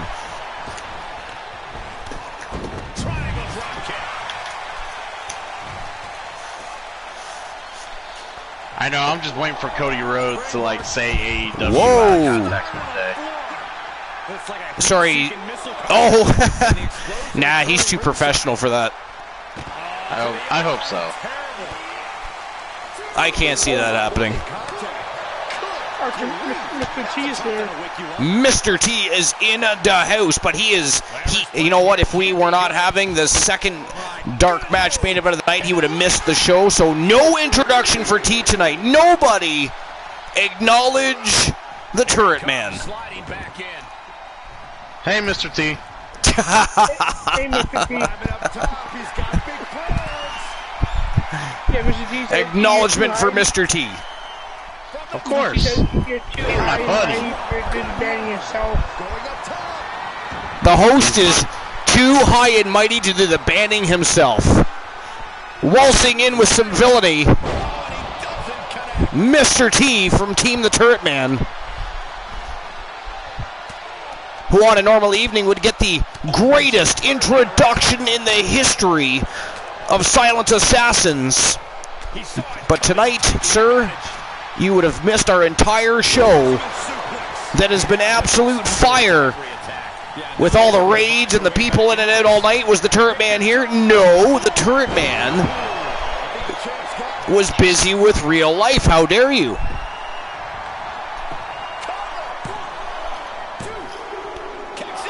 Wow, San Martino kicks out again.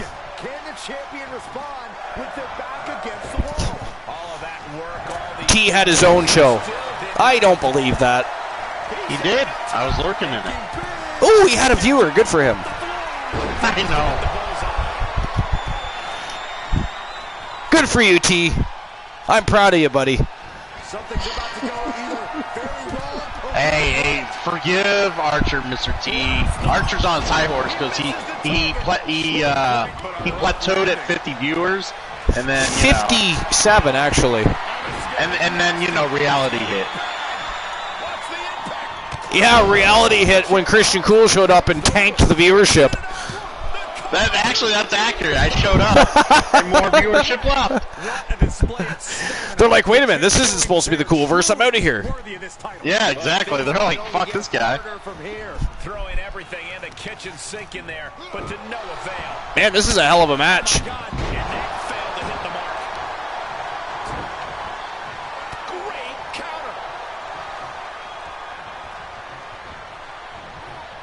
Kick right to the back of the leg. Oh, he basically jumped on his shoulders. Did you see that? What the hell? I did see that. Oh, he leveled him with a boot right to the lippies.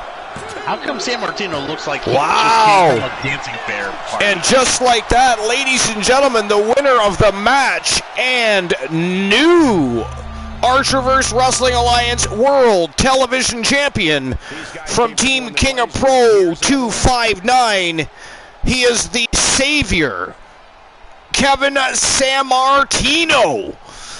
Wow, what a night. Right from the kickoff match, the 6 Vixen, the Elimination Chamber matchup for the WCW Women's World Championship. It was absolute fire. And then on to the tournament. Man, oh man, not one single streamer team made it through to the finals at all. They made it one team. Team Mal RPG made it to the semifinals, but it came down to Prince Finn Balor and Kevin Owens. And Kevin Owens won the right to fight the All-American B. Henry. B. Henry opened a can of whoop ass and retained, and is still the reigning, defending, undisputed WCW World Heavyweight Champion. Then we had, of course, Thomas the Tank Graves bullying Archer into a championship title defense for the TWA Heritage Championship. Archer, of course, had Karma bite him right in the asshole. Archer won and retained the TWA Heritage Championship, and then you just saw the Savior overcome the odds and defeat Nathan, the Omega Alpha, and become the new Archerverse World Television Champion. All right, guys, it's been a great night. Thanks for being here. It has been an absolute great evening. Nothing more we can say about it. It was a fire night.